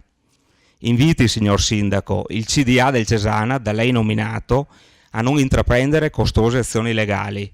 Metta in moto con pazienza e determinazione i meccanismi della politica, come avrebbero fatto i due autorevoli primi cittadini suoi predecessori, a lei particolarmente vicini, il suo maestro politico Aldo Toffoli e Mario Botteon, entrambi grandi tessitori che mai sarebbero ricorsi alla magistratura per problemi risolvibili dalla politica. A lei, signor Sindaco, l'invito di far valere, almeno in questa contingenza, il primato della politica, lasciando perdere la via giudiziaria, che oltre a essere economicamente onerosa, è sempre incerta quanto agli esiti finali. Aggiungo un altro pensiero a quanto avevo già preparato. Aggiungo un vivissimo appello a tutti i colleghi consiglieri, doveroso dopo quanto appena appreso stamattina da quello che ha letto il consigliere Darè, ovvero dal testamento dell'ingegner Fendel. Affrontiamo con grandissima responsabilità la discussione e la decisione di stasera, avendo chiaro davanti a noi il rischio di creare le premesse per il diritto di soggetti terzi ad avere l'intero patrimonio della Fondazione, conseguenti alla soppressione o trasformazione come preteso dal Cesana. Evitiamo che si verifichi quello che nel testamento il fondatore chiama malaugurato evento, che potrebbe far perdere alla collettività vittoriese il patrimonio lasciatole dall'illustre benefattore. Grazie. Grazie, consigliere Sant'Antonio. Consigliere Carnellos, prego. Dunque, sono contento che finalmente un consiglio comunale si occupi di quelle che dopo la sentenza della Corte Costituzionale sono ex IPAB. Rammento che mai questo consiglio comunale, né questo né quelli precedenti, hanno mai espresso la loro opinione o si sono mai pronunciate sull'incameramento di benemerite istituzioni che esistevano in questo territorio. Anch'io, zelante consigliere, ho il testamento di Fendel e mi riprometto di andare a cercare anche, ce l'ho già, grazie, il testamento di Luzzatti e quello che ha determinato la nascita del Manzoni, perché il vizio d'origine è stato la malaugurata idea di pensare che quelle istituzioni potessero essere mangiate da qualcun altro ente. E la malaugurata idea non è di adesso, ma è lunga nel tempo. È stato un errore gravissimo aver fatto sparire quelle istituzioni. E è interessante vedere come sono nate, o come è nata quell'idea, che non è nata in Consiglio Comunale. Non c'era Castro allora, c'era qualcun altro, e anche allora se andate a vedere nei giornali o se vi fate raccontare quello che veniva nelle segrete stanze, avrete piena consapevolezza e piena conoscenza del fatto che non si è mai voluto investire il Consiglio Comunale, né prima né dopo. E qui, caro consigliere Darè, lei ha una grossa responsabilità, perché lei sa che su quella fusione, quel consiglio, il suo consiglio, non fu interpellato. E furtivamente cosa si fece? La delibera di giunta. E io so perché, lo immagino. Perché in consiglio comunale non avrebbe voluto, o avrebbe tentato qualsiasi strada, così come la stiamo tentando ora. Perché è vero, me l'ero scritto, la questione del testamento, ed è cosa effettivamente che ha una sua rilevanza. E guardi che questa rilevanza non era quando c'era il potrebbe, perché quella rilevanza è di questi giorni, semplicemente perché è stato faticoso, sa, per me reperirlo. E mi piacerebbe sapere se i suoi consiglieri hanno avuto il testamento Luzzatti. Credo di no. Credo di no. E allora vede, l'ipocrisia in politica è un errore. È vero, ha ragione, sa, anche lei ha una certa età e sta notando che bisogna essere solo ipocrati per fare fortuna in politica. Ma io sono testardo. Anche se bisogna essere ipocriti, non voglio fare l'ipocrita, preferisco hic manembibus optime, al primo gradino. Su, non mi interessa un tubo. Tanto più se bisogna essere ipocriti per fare quella strada. Non era così in passato. Il collega Sant'Antonio ha fatto qualche nome. Quanta classe c'era. Che tempi perduti. Abbiamo buttato via il bambino insieme all'acqua sporca. Ed è significativo che sia stato un collega dell'opposizione il rimembrare. E allora, siccome le volontà di chi è morto hanno un valore, e non solo adesso, tutti noi abbiamo le reminiscenze scolastiche dei Lario, i Penati o degli Egizi o delle tombe degli Etruschi. Allora mi piace leggerlo perché credo che al di là dei business ed economy, al di là di ciò che può interessare, perché vede, avete sbagliato a far capitale al Cesana dando gli immobili del Luzzatti e poi si è continuato a sbagliare.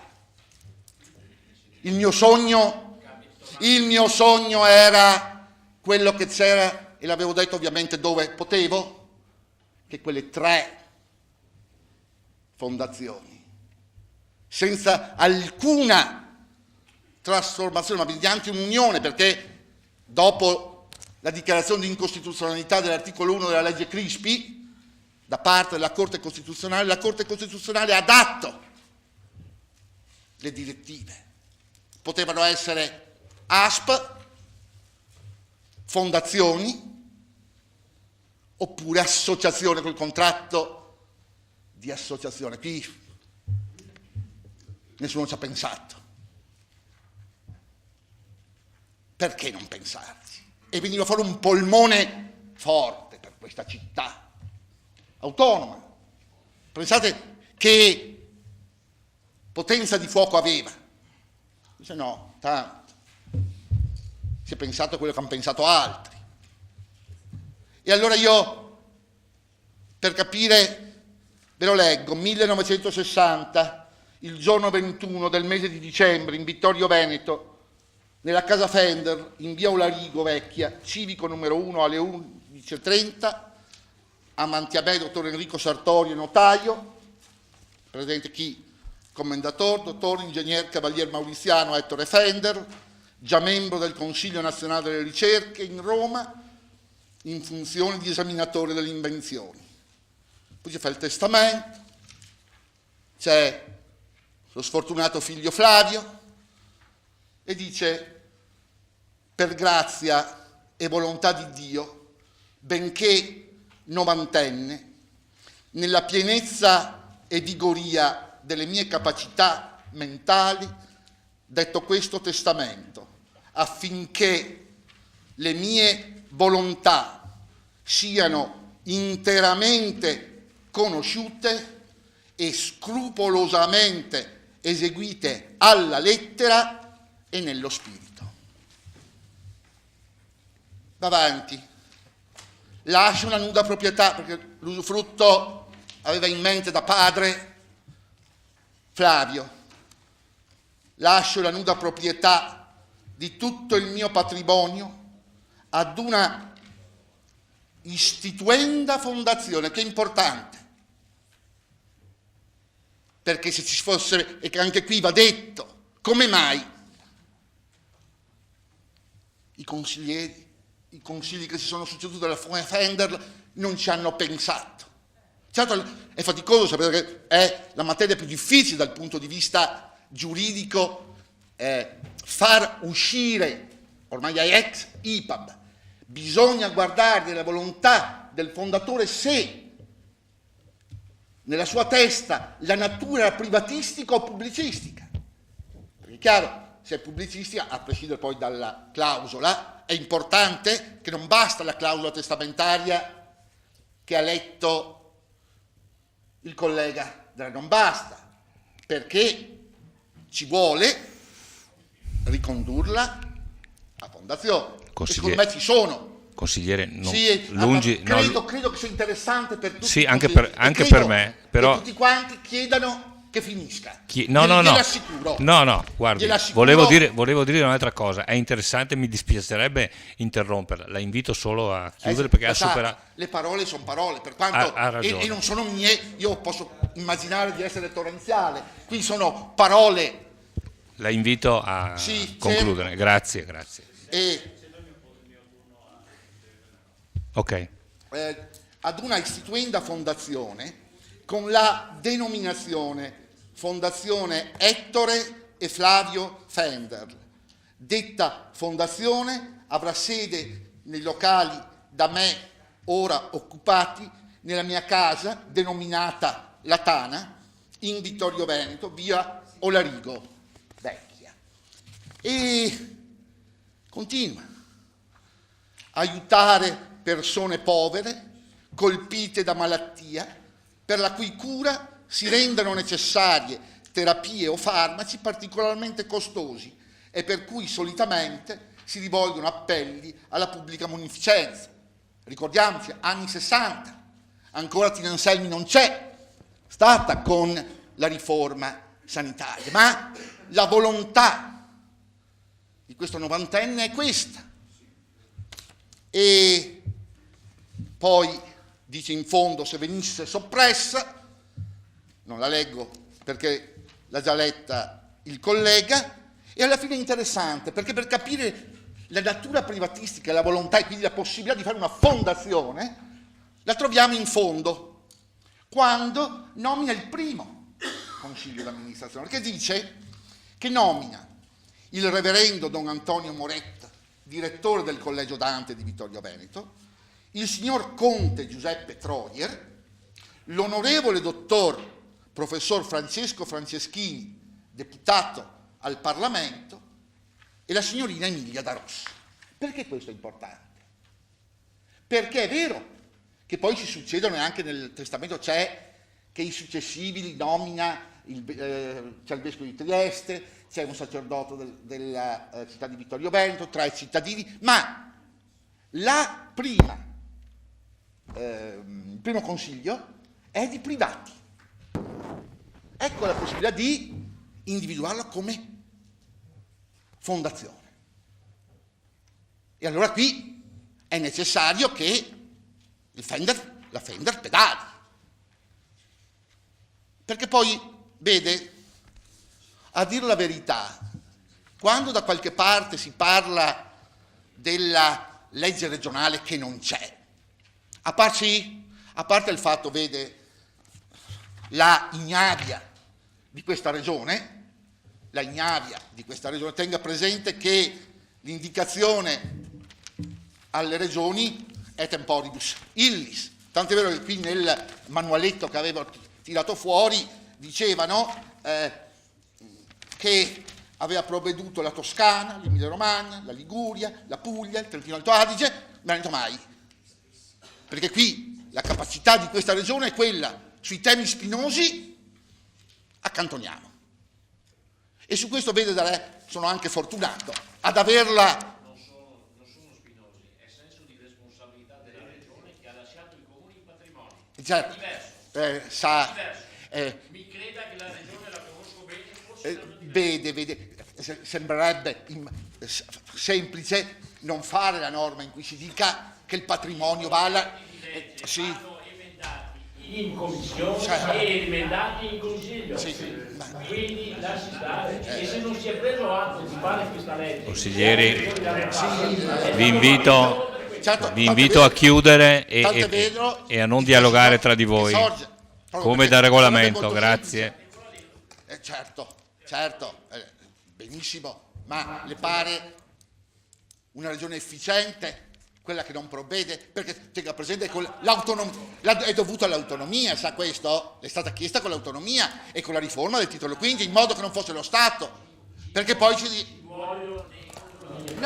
Consiglieri, sì, ha ragione Presidente, non posso ammettere, casomai visto e considerato, faccio riferimento al vostro senso di responsabilità. Grazie. L'autorevolezza del consigliere Darè, potremmo andarci assieme e gli diciamo come mettere le cose, probabilmente ci riusciamo anche io e lei a tirar fuori una formulazione, perché è chiaro, c'è la spada di Damocle, tutto in capitale va alla regione, perché sa, non è carino che succeda che noi ci arrovelliamo tanto e poi arriva la legge e se la prende, perché si sa, la legge potrebbe dire, sarebbe una roba lunga, quella di dire la disposizione testamentaria.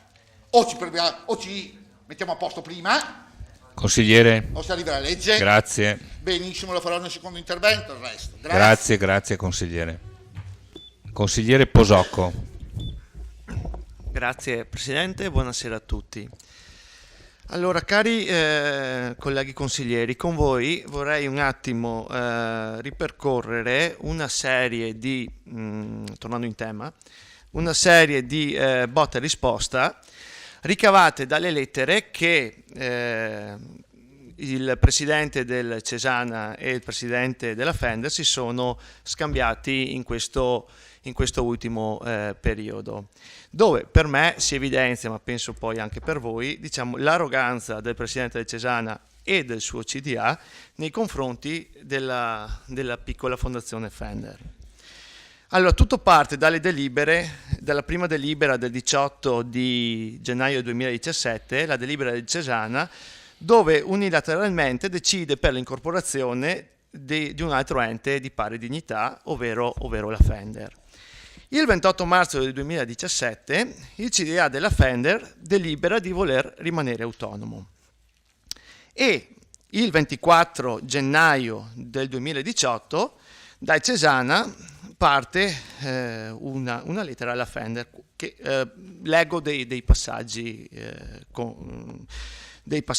Allora, scrive il presidente del Cesana: le rivolgo nuovamente l'invito a voler tempestivamente procedere alla convocazione del Consiglio di amministrazione della Fondazione da lei presieduta per deliberare sulla proposta di fusione per incorporazione della Fondazione medesima con l'Istituto Cesana Malanotti.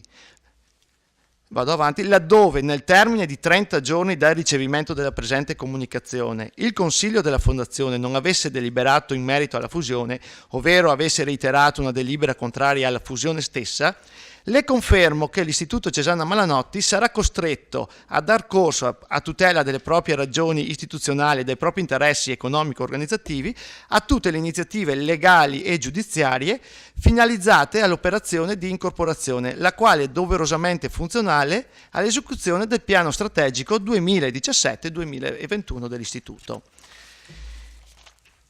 Il 5 di febbraio il presidente della Fender risponde al Cesana e a tutto il CDA. In via preliminare confesso che il tono perentorio della richiesta, formulata nella succitata missiva, appare quantomeno singolare. Tra istituzioni pubbliche aventi la stessa dignità e autonomia, mi sarei aspettato maggiore fair play istituzionale. Aggiungasi che non appare certamente amichevole il ricorso a studi legali con conseguenti spese legali. Sul punto assicuro che non avrei intenzione, allo stato attuale, di coinvolgere team legali per tutelare l'autonomia dell'ente da me presieduto, che non mi risulta abbia mai espresso un'effettiva volontà di unificarsi l'Istituto Cesana Malanotti in questi anni. In questi anni, infatti, il mio imperativo categorico è stato quello di destinare le risorse derivanti dal patrimonio solo e esclusivamente per onorare le volontà del compianto ingegner Fender. Rilevo che allo Stato nemmeno l'organo che rappresenta democraticamente tutti i cittadini vittoriesi, cioè il Consiglio Comunale, non si è mai espresso in ordine all'incorporazione della benemerita istituzione da me presieduta. Di qui il 7, 2 giorni dopo, il presidente del Cesana rimanda un'altra lettera in risposta e dice: le sue perentorie dichiarazioni pubbliche sull'indisponibilità ad ogni confronto finalizzato a dar corso alle costanti indicazioni delle giunte succedutesi alla guida del Comune di Vittorio Veneto a favore dell'unificazione delle IPAB cittadine nell'Istituto Cesana Malanotti, non è proprio così, ma lo scrive, ci hanno costretto ai passi formali che le sono noti. D'altronde la fusione è funzionale al processo strategico di sviluppo dell'istituto e della sua missione comunitaria a favore degli anziani non autosufficienti e dei disabili del nostro territorio, e dunque essa non è da parte nostra rinunziabile.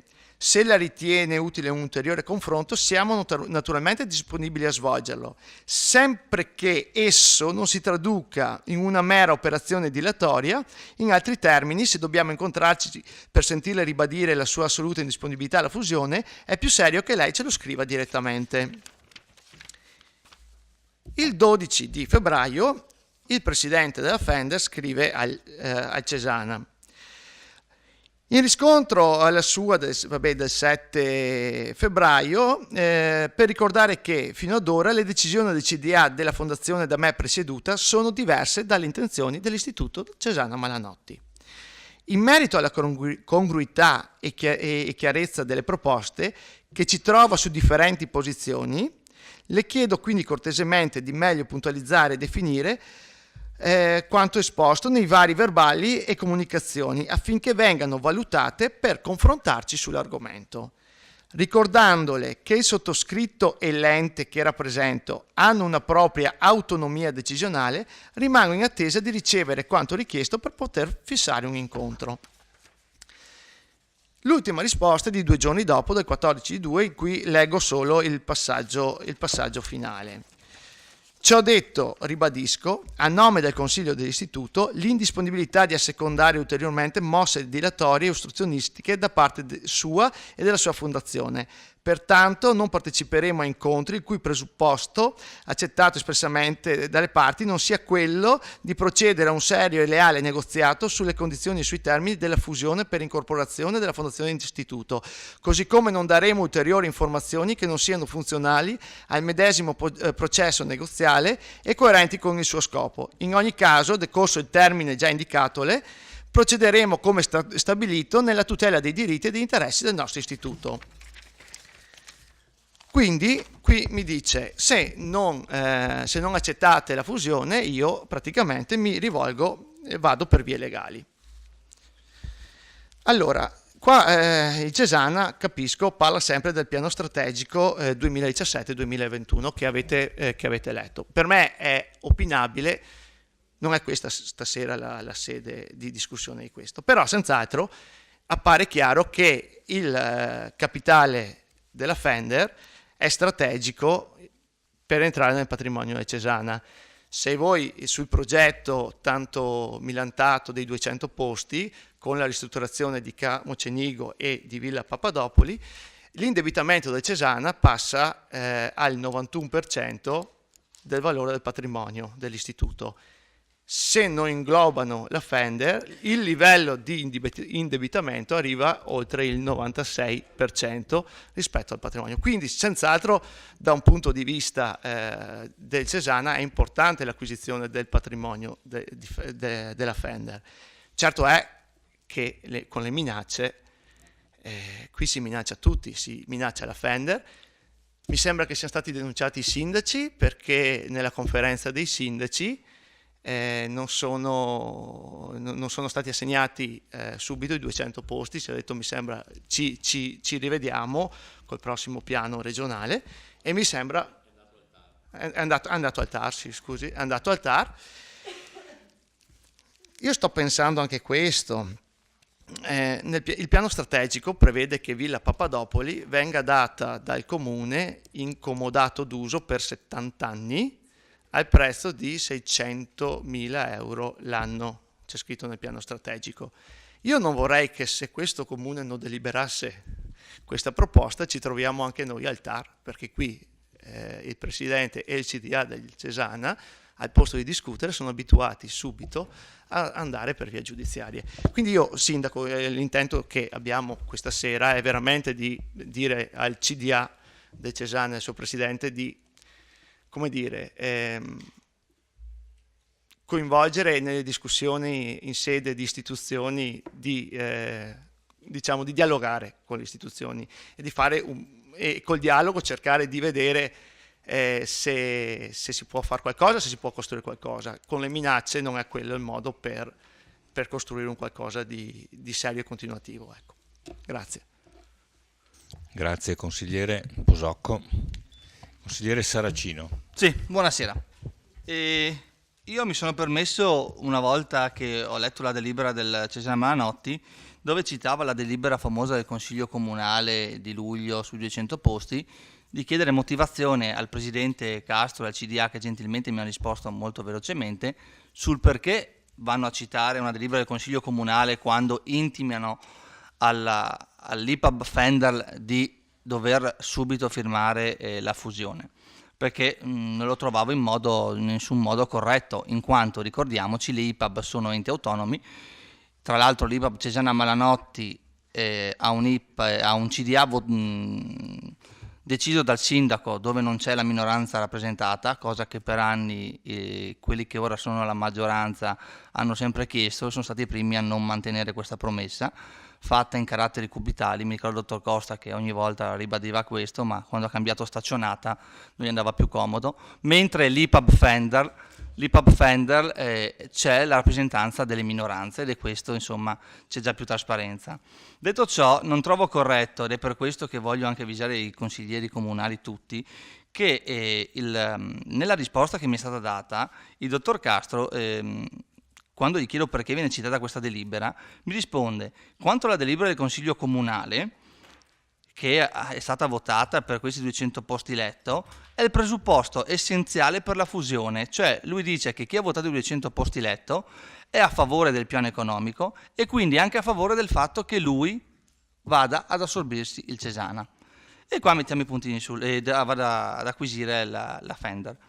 E qua non è corretto, in quanto non si può far forza di un atto di un consiglio comunale che non ha neanche considerato il piano economico, sì o no alle fusioni. Hanno semplicemente detto: se arriveranno questi 200 posti letto, saremo propensi a valutare la Villa Papadopoli. Nessuno qua tra i consiglieri ha detto: sì, io voglio che venga assorbita la Fender, sì, però viene scritto che se ne fa forza il CDA del Cesana, e non lo trovo corretto. Detto ciò, mi riaggancio anche alle considerazioni del consigliere Carnelos. Se oggi siamo qua a discutere su questo punto è grazie alle minoranze, perché questo punto all'ordine del giorno l'abbiamo portato noi. Lei ha parlato del passato, che le giunte non rendevano partecipi il Consiglio Comunale. Oggi è grazie alle minoranze, non alla maggioranza, quindi predica bene e razzola male. Detto ciò, sulla legge regionale sono d'accordo con lei, nel senso che non c'è e quindi inutile parlarne. Però il consigliere Dus, che purtroppo è uscito, sta facendo allarmismo sui giornali dicendo che se non si fondono, tesoretto a rischio. Ma anche su queste cose, sulla bozza non c'è scritto così. Noi qua oggi abbiamo anche scoperto dall'Ascito, siamo impegnati a livello civico a dire la Fender ha una sua unità, ha una sua funzione, il lascito è chiaro, lasciamolo così. Dopo, quando arriverà la legge regionale, subentrerà un iter di 1 anno per sistemare la situazione e adeguarla alle nuove normative. Quindi oggi, ora, qua siamo, come diceva Posocco, a abbassare i toni tra esposti, denunce, ricorsi, tra IPAB, enti benefici che si fanno ricorsi al TAR, che si fanno denunce. Noi non abbiamo loro non hanno nessun obbligo ad ascoltarci, o meglio, lo devono in quanto il CDA sono nominati dal sindaco. E arrivare tra IPAB a minacciarsi di denunce se uno non si fonde, stiamo veramente dando una bruttissima immagine della città di Vittorio Veneto. Hanno tutte e due dei fini notevoli, meritevoli. Rimaniamo così. Quando arriverà la legge regionale, prenderemo atto della legge regionale e ragioneremo tutti insieme cosa dovremmo fare di queste IPAB. Al momento non c'è nessuna legge, si può andare avanti così, perché anche la giustificazione, che io non trovo per niente corretta, che l'unica utilità che ha l'IPAB Cesana di assorbire la Fender è soltanto per abbassare un coefficiente per accedere al mutuo per i futuri 200 posti. Basta, non perché gli interessa quello che fa, no, solo per una mera questione economica. E questo lo trovo veramente offensivo nei confronti di chi, come il CDA dell'IPAB Fender, conduce con molta dignità e senza rimborsi spese rispetto ad altri CDA un compito per tutta la città e senza consulenze. Grazie. Grazie consigliere. La parola al consigliere Fasan. Sì, grazie Presidente. Allora, io sono rimasto con la testa ancora alla risposta del sindaco che mi ha dato prima e voglio fare una riflessione prima di cominciare il mio intervento, voglio fare una riflessione sulle competenze del Consiglio Comunale. Sindaco, io non faccio sempre le stesse domande, è lei che non dà mai risposte adeguate e con riferimento al consigliere Carnellos non esistono domande di serie A e di serie B, come non esistono consiglieri di serie A e di serie B, e anche i sindaci non sono di serie A e di serie B, ci sono solo dei ruoli da rispettare e lei sindaco talvolta è poco rispettoso, chiedo scusa ma io lo interpreto così. Poi ho preferito scrivere il mio intervento perché, visti i precedenti, quando si parla di Cesana bisogna pesare le parole. In un quotidiano locale di oggi il capogruppo di maggioranza, e mi dispiace che non sia qui, Marco Dus, così si esprime: se la fondazione Fender non verrà accorpata all'IPAB Cesana, il tesoretto da 1,2 milioni finirà nel fondo sanitario regionale. Aiuto, aiuto. Non potrei annoverare questa notizia fra le fake news, come al giorno d'oggi sono indicate le bugie mediatiche, ma come ben esprime il consigliere potrei definirla una predizione, una preammonizione, una predizione pessimistica, dove si predice che questa sera non sposteremo, se questa sera non sposteremo il tesoretto nelle casse ben sicure del Cesana, si corre il rischio che l'ascito del benemerito Fender sarà fagocitato dal mostro delle 7 teste del bilancio regionale e per sempre sparirà fra le sue voraci fauci. Certo che ci vuole un bel coraggio pensare che per salvaguardare il tesoretto della Fender dobbiamo fidarci del bilancio del Cesana. Se mi permettete una similitudine, è come se il pastore affidasse il proprio gregge al lupo. Più che scomodare Nostradamus o Cagliostro, penso che la capacità di predire il futuro del consigliere Dus si avvicini di più a quella del mago Telma, che predice il futuro a seconda dei propri obiettivi o di quelli che rappresenta, che in questo caso indico con gli interessi di Cesana e non quelli dei cittadini di Vittorio. Giusto per fare chiarezza come, e qui nessuno ne ha parlato di queste cose, giusto per fare chiarezza come indica il consigliere Dus, già nel 2011, quindi 8 anni fa, la maggioranza era stata investita del problema dell'accorpamento delle IPAB, in previsione dell'applicazione di una legge regionale 8 anni fa, in predicato di essere approvata, dove si chiedeva che le IPAB di minor spessore fossero incorporate in un'unica IPAB. Ricordo che l'allora presidente del Cesana, l'inominato, ci illustrò i vantaggi di questo accorpamento che, se ben ricordo, erano un risparmio di 180.000 euro di tasse in meno da pagare. Io l'ho bevuta così, dopo correggetemi se sbaglio. Nel frattempo la provincia aveva realizzato nel campo scolastico una nuova scuola dove aveva trasferito la ragioneria dell'Istituto Desordi Luzzati, dove da tempo era ospitata.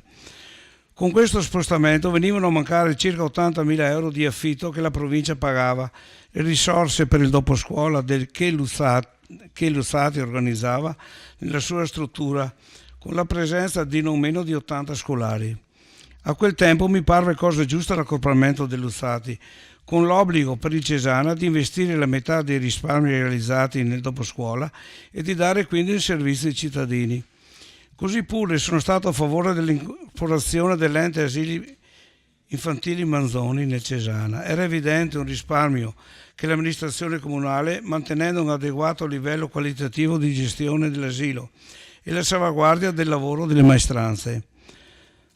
Mai si era prospettato l'incorporamento della Fender e se anche fosse balenata tale proposta, sono sicuro che il Consiglio all'unanimità, minoranze comprese, avrebbe votato contro. E qui chiedo come mai la loro minoranza non ha fatto, come abbiamo fatto noi questa sera, richiesta di un Consiglio Comunale straordinario per salvaguardare il Desordi Luzzati. Forse andava bene anche a loro, andava bene così. Due sono i motivi che ci hanno spinto a votare contro l'accorpamento. Il primo perché chi ci avrebbero spinto a votare contro? Il primo perché eravamo convinti, come lo siamo ora, che le indicazioni testamentarie di Fender dovessero essere rispettate. Chi siamo noi per poter decidere contro la volontà testamentaria di un emerito cittadino vittoriese? Il secondo motivo, poi ho saputo questa sera che c'è anche un testamento che indica dove dovrebbero andare a finire i soldi. Il secondo motivo è perché eravamo convinti sulla rettitudine della gestione dell'asito, che andava ad aiutare i vittoriesi in difficoltà affinché potessero curarsi. La bontà e la lungimiranza nel sostenere il prossimo in difficoltà del concittadino Fender ci trova ancora oggi grati e stupiti se confrontata con l'avidità e la ristrettezza mentale di una gestione del Cesana che si impegna ad esigere, anche ricorrendo all'oneroso studio legale Field Fisher, risorse che a mio parere mai dovrebbero essere richieste. C'è poi l'interrogativo: a cosa serve il milione della Fender al Cesana? A realizzare le 2 paventate case di riposo nuove? Dove prenderà i rimanenti 10 milioni di euro? Si prospettano ulteriori sacrifici in bilancio comunale o alle rette degli ospiti? Sono domande buttate là, però meriterebbero una risposta. L'Istituto Cesana deve poter sopravvivere con le rette degli ospiti e con i finanziamenti regionali, così come ha sempre fatto finora, dove non è mancato negli anni di ampliarsi e di lasciare all'attuale gestione un buon conto bancario in buona salute. Credo inoltre che la vocazione del Cesana sia quella di far pagare i propri ospiti, e qui udite, una retta più bassa possibile e non quella di foraggiare studi legali o di mandare incredibili avvisi di pagamento multimilionari ad anziani il cui unico reddito è la pensione sociale. Non è possibile che ogni 2 giorni il buon nome del nostro meritevole Cesana sia coinvolto sui quotidiani in diatribe poco edificanti con minacce personali ad ex amministratori o che il Consiglio minaccia di intraprendere azioni illegali contro la conferenza dei sindaci o la Regione perché discordi sugli obiettivi dell'Istituto. Ricordo che il signor Sindaco di Vittorio Veneto fa parte di diritto della conferenza dei sindaci, ma non ho mai letto che abbia preso posizione o che mai si sia espresso a favore e a condanna del deleterio protagonismo del Cesana. Silenzio assordante, delle due l'una: o è d'accordo con gli obiettivi prefissati dal Cesana, ma in questo caso andrebbe contro la stessa maggioranza consigliare che lo ha stoppato sull'accoppiamento dell'asilo nido, oppure non è d'accordo. Stupisce e preoccupa che il nostro sindaco e i servizi sociali comunali siano tenuti sotto scacco dagli obiettivi del Cesana, al quale indico di essere diventato realizzatore di autogol politici seriale. La raccomandazione che posso fare ora al Consiglio è che si esprima nel dare indicazioni coerenti con il proprio mandato affinché l'Istituto Cesana si impegni unicamente ad una gestione virtuosa del bilancio dell'istituto, senza attingere le risorse che attualmente servono unicamente a soddisfare le esigenze di bilancio da aggiustare, senza creare alcun progetto di un sviluppo pomposamente paventato, ma che rimane al di là di ogni più reale prospettiva. Chi questa sera voterà contro quest'ordine del giorno si assume la responsabilità di autorizzare in futuro qualsiasi conduzione del Cesana, trascurando la volontà della maggior parte dei cittadini vittoriesi. Ricordo che già una volta questo Consiglio ha stoppato con i voti di maggioranza e della minoranza congiunti le velleità del Cesana sull'asilo nido e con la certezza di essere nel giusto posso affermare che anche questa volta ci sono le condizioni per unire le forze e di fare gli interessi della città. Grazie. Grazie consigliere. Consigliere Botteon, prego. Grazie e buonasera. Prima di tutto vorrei lodare il Presidente del Consiglio Comunale, Silvano Tocchetta, perché quello che ha fatto non è una cosa così scontata, cioè il fatto di mettere la mozione e permettere la discussione a un orario decente è una cosa che quando ero in minoranza non è mai stato permesso. Quando eravamo in minoranza le nostre mozioni, le nostre proposte di Consiglio straordinario venivano puntualmente discusse all'una e mezza, 2 di notte. E stasera, spostando e permettendo questo dibattito, anticipandolo, ha dimostrato di essere di un altro spessore democratico rispetto al suo.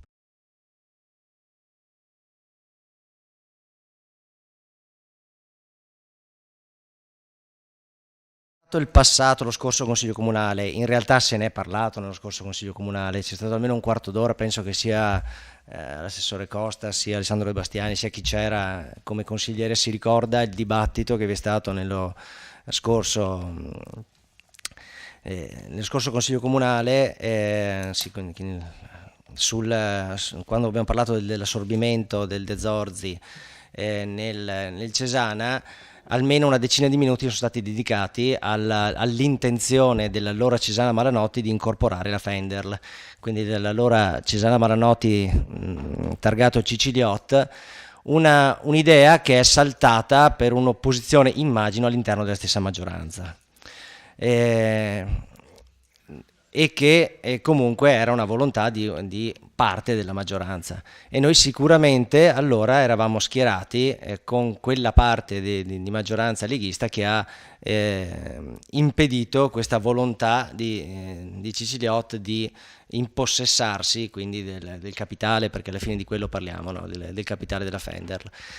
Io sono rimasto coerente con la posizione di allora, quindi sono cambiati gli attori, però mi sembra giusto che se c'è un IPAB che ha un suo dovere, un suo obiettivo istituzionale, continui a perseguirlo, e questa sera abbiamo anche elementi in più per ribadire questa volontà.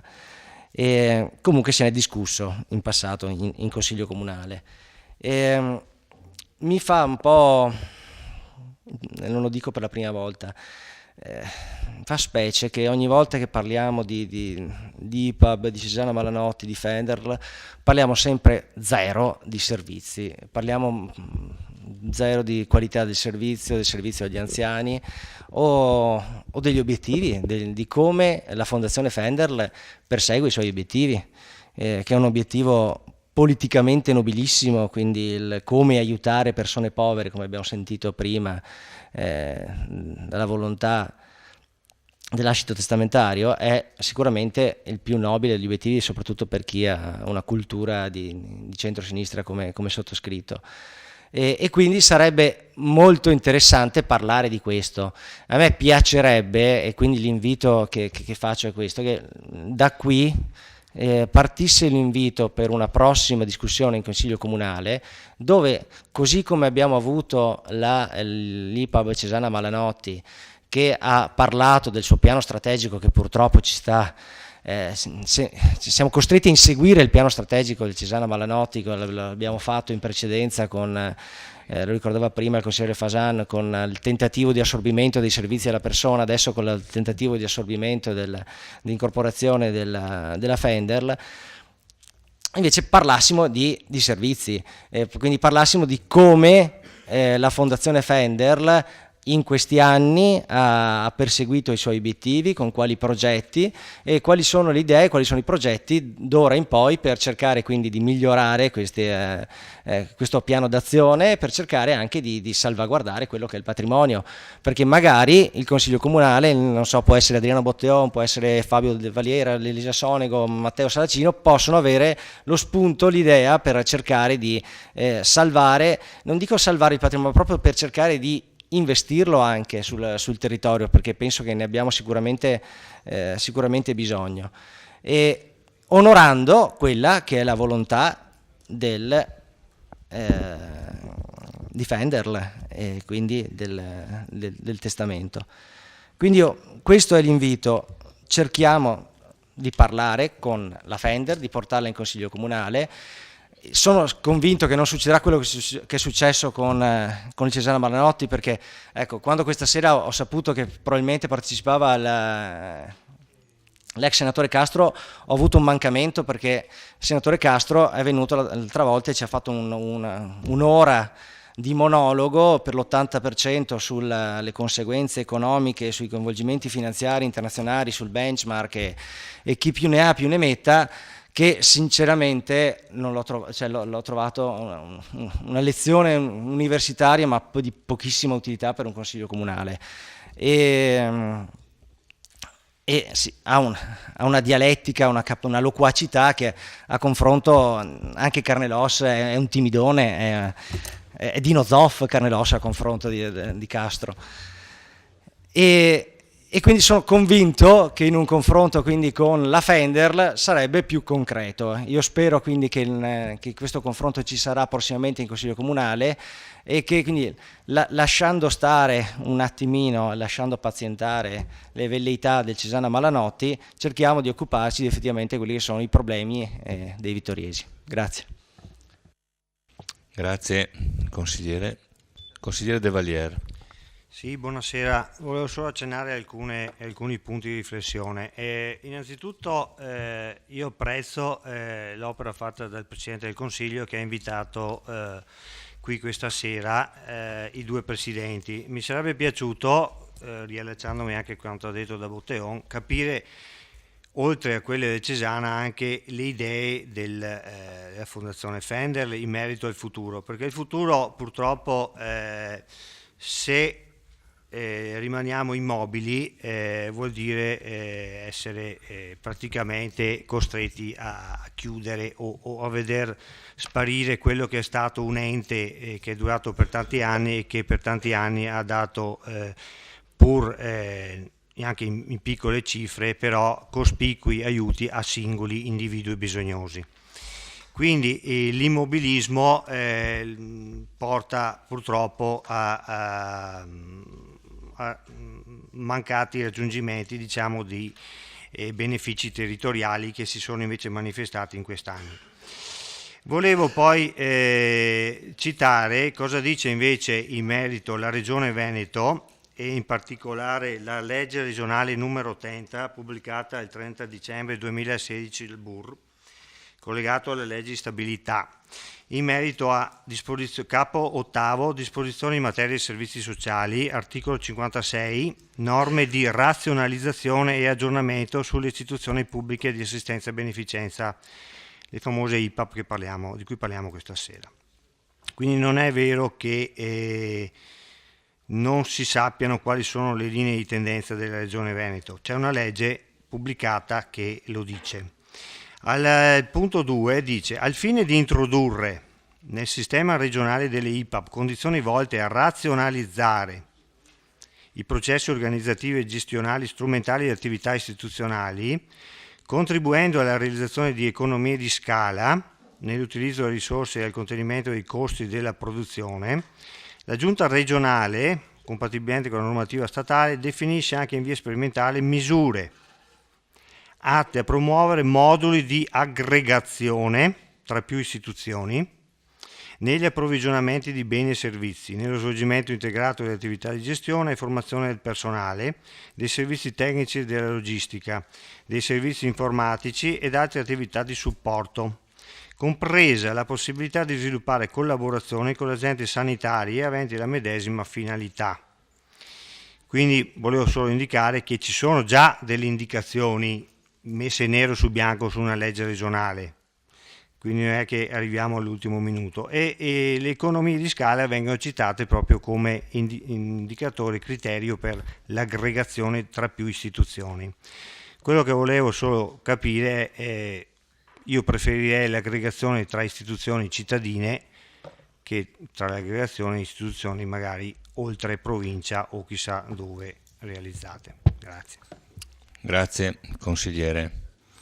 Allora, non ci sono altre prenotazioni, quindi io direi chiudiamo il primo giro di interventi e mi sembra che l'assessore Costa volesse precisare alcuni punti. Prego.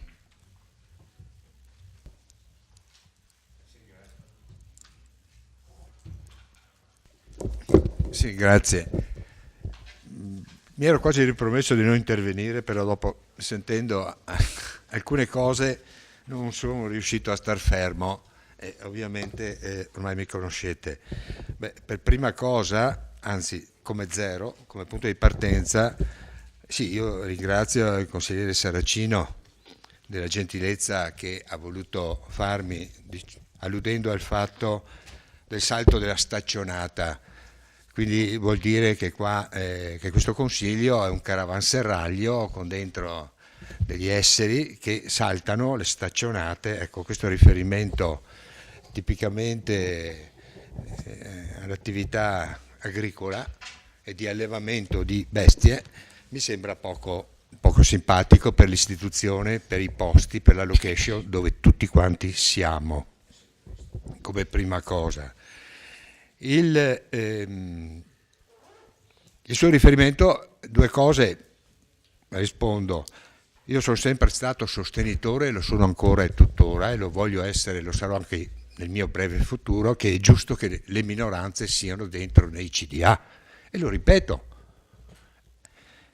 Però non sono talmente ingenuo da criticare questa situazione, il fatto che non ci sia la minoranza in questo CDA, perché se il consigliere Saracino, e se tutti ricordiamo un attimo com'era la situazione politica allora, nei rapporti con il CDA del Cesana Malanotti, quando avevamo un consiglio di amministrazione che aveva chiesto la modifica dello statuto per esautorare, per togliere al sindaco della comunità di Vittorio Veneto il potere di nominare i propri rappresentanti e prevedendo che fossero attribuito questo potere o all'ULSS o a un comune qua vicino, ecco, prima cosa, quando quello stesso consiglio di amministrazione ha chiesto il commissariamento, cioè ricordando il proprio fallimento, in pratica ha chiesto di essere due volte, ha chiesto di essere commissariata,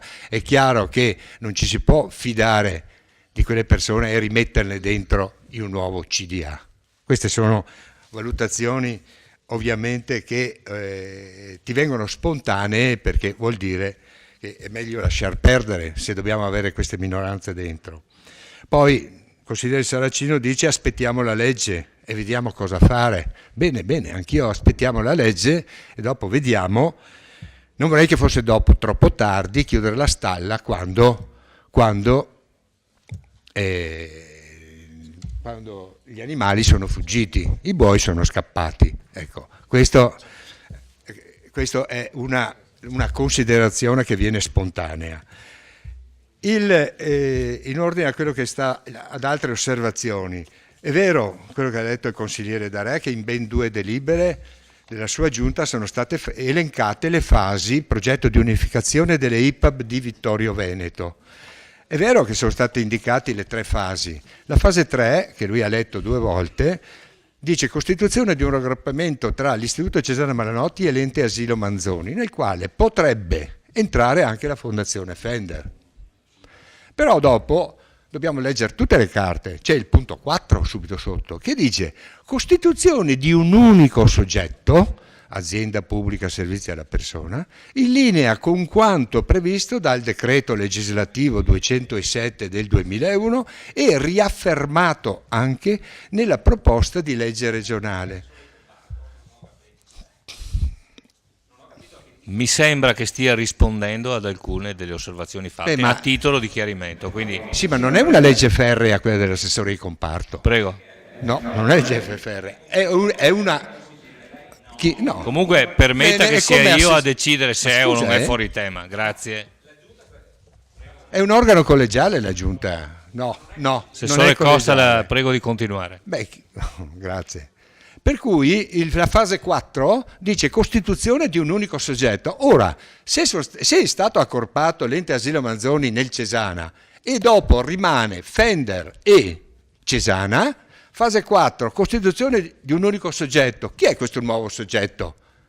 Cioè si tratta degli unici due enti che sono rimasti, IPAB, ci sono Fender e Cesana, e quello la fase 4, costituzione di un unico ente, come previsto dal decreto legislativo 201, quindi già una norma cogente, e riaffermato anche nella proposta di legge regionale, che già esisteva quella proposta del 2011 e esiste anche oggi tuttora. Quindi la fase, va letto anche la fase 4. Poi un'altra valutazione sulla volontà testamentaria. Io qua faccio una valutazione personale, ma dal punto di vista puramente tecnico. A me hanno insegnato, e credo di non sbagliarmi di molto, che una volta fatto il testamento ed è scritta la volontà testamentaria, questa viene sintetizzata, raccolta e trasferita nello statuto. È quello che viene approvato dalla regione, dal dirigente, diciamo i 10 comandamenti, sono quelli, è quello che resta in vita, dove sono descritti gli scopi, punto e a capo, e non si è previsto niente altro, per cui la volontà testamentaria diventa IPAB, una volta che è diventato IPAB si colloca, diciamo, nell'alveo legislativo, è soggetto alle normative che lo Stato o la Regione va ad emanare. Questo, come per dire, c'è un distacco tra il testamento e lo statuto. L'altra cosa, nel testamento poi vedo scritto che se viene soppressa o trasformata. La legge regionale prevede anche l'ipotesi di unioni, di raggruppamenti, di fusioni, cioè vi può essere, come è avvenuto in altre circostanze, una fusione di due IPAB con uno statuto dove all'interno siano contemplate le finalità,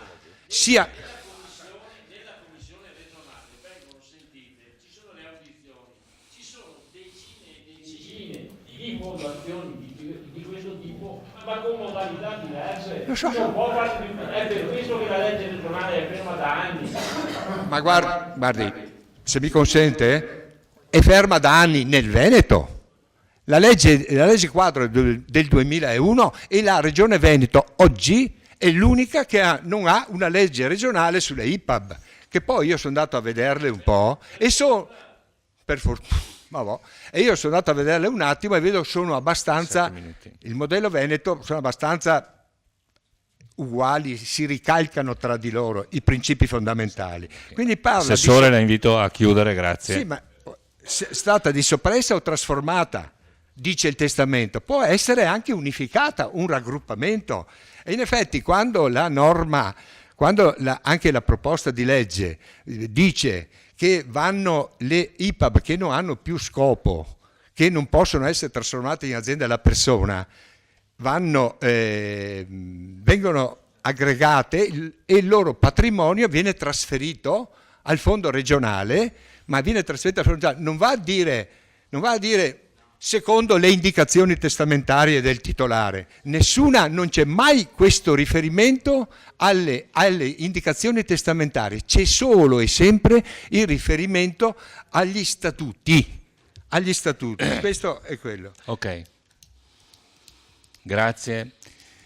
Articolo 51.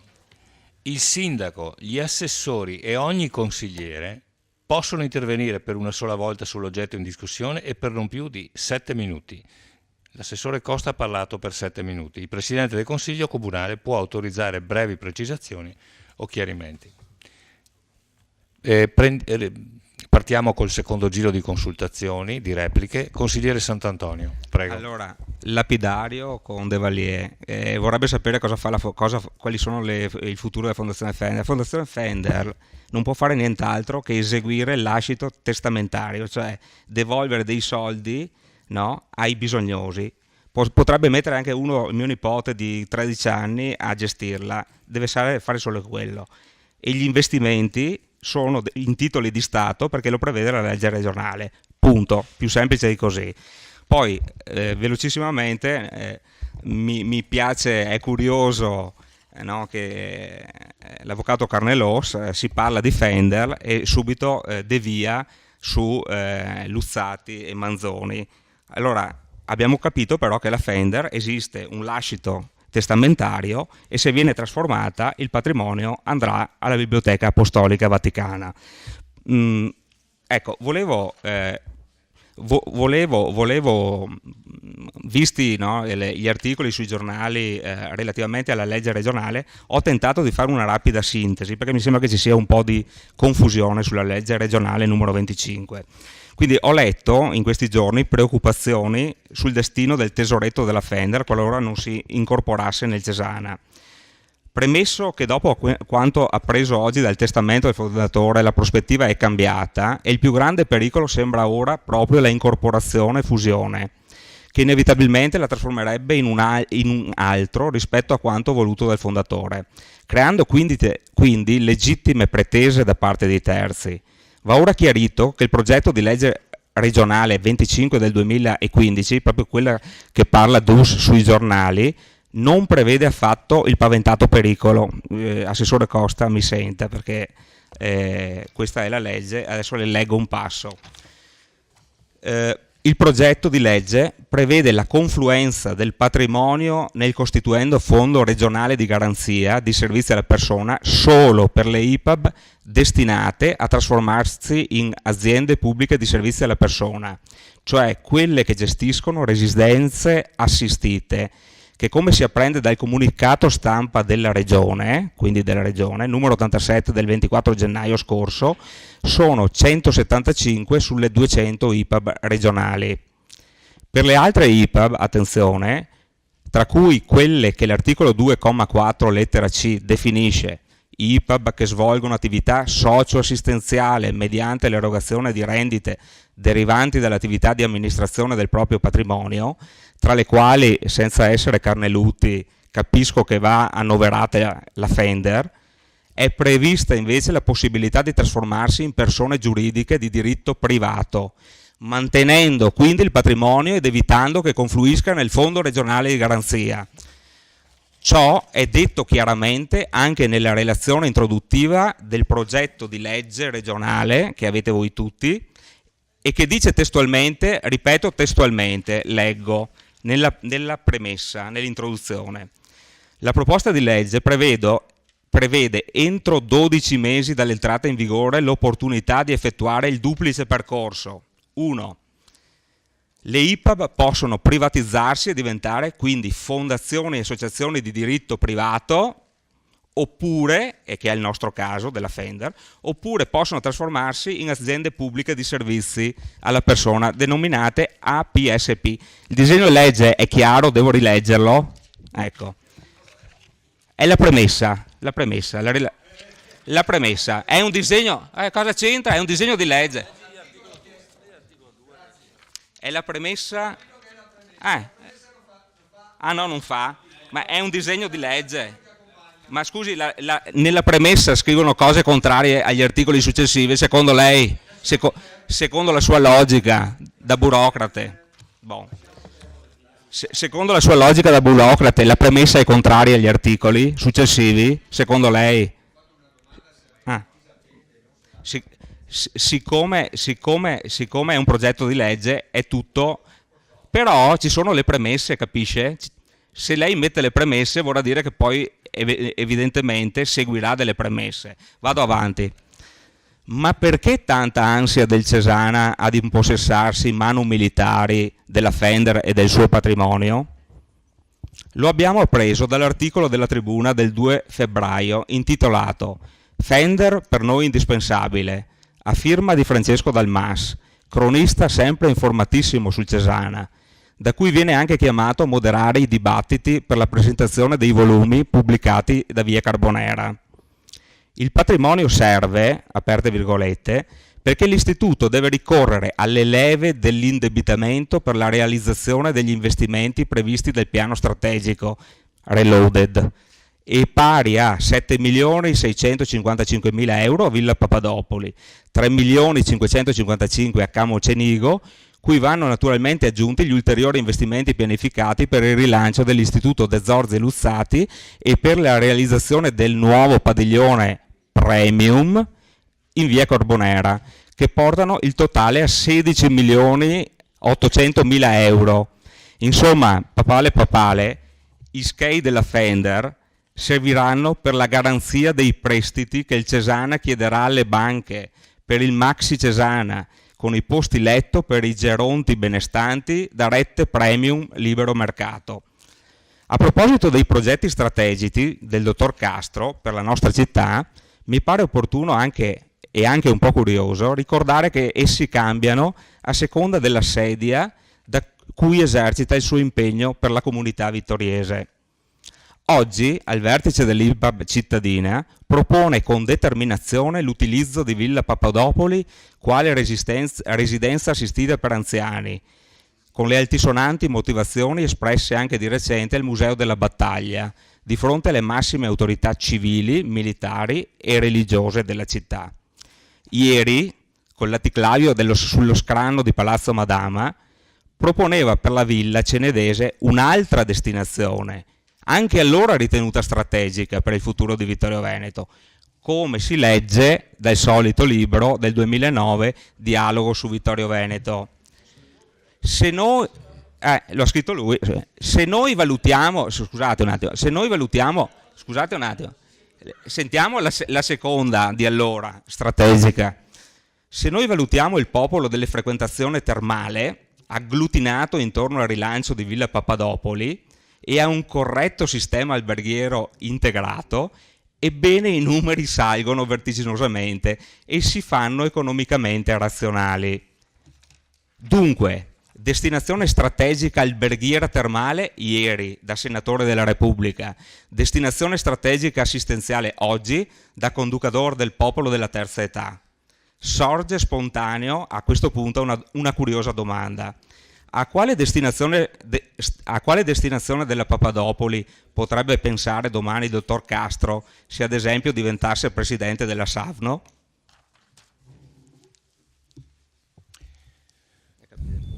Consigliere Saracino, prego. Sì, grazie. Sul discorso del membro di minoranza nel CDA del Cesana, il discorso fatto da Costa non sta in piedi, perché un membro della minoranza non può governare l'intero CDA, quindi al principio, quando eravate di là lo volevate, dopo il principio di non darlo. Coerenza, questa amministrazione sta dimostrando che la vostra coerenza è zero. Continuate, la gente ormai lo sa e vi ammira per questo. Detto questo, l'immobilismo della Fender ha risposto, c'è un lascito, ha detto bene De Valier, aggregazione, Castro parla di fusione, termini diversi, se fosse un'aggregazione nessuno potrebbe dire niente, qua si parla di fusione. Dopo io capisco perché Costa ha fatto tutto questo preambolo che onestamente non ho capito, e per dare un assist a qualche consigliere della maggioranza di fare il maxi emendamento classico sulle nostre proposte per stravolgere la nostra mozione e trasformarla in qualcosa che non è quello che volevamo. Stasera bastava votare semplicemente per chiedere al Cesana di abbassare i toni del contendere senza ricorrere sempre all'avvocatura e basta. Nessuno qua ha mai parlato sì o no fusione, cioè qua è stato acceso un dibattito tra l'altro inutile in quanto l'IPAB sono autonomi, soltanto per distogliere l'attenzione da una mozione che è oggettivamente condivisibile da tutti, abbassare i toni, che qua ogni volta vanno anche oltre.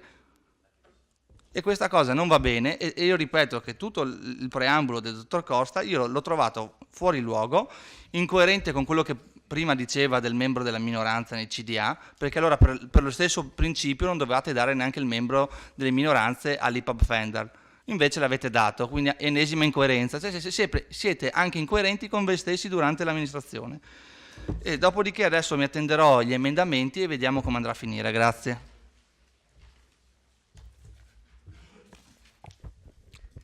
Consigliere De Valier.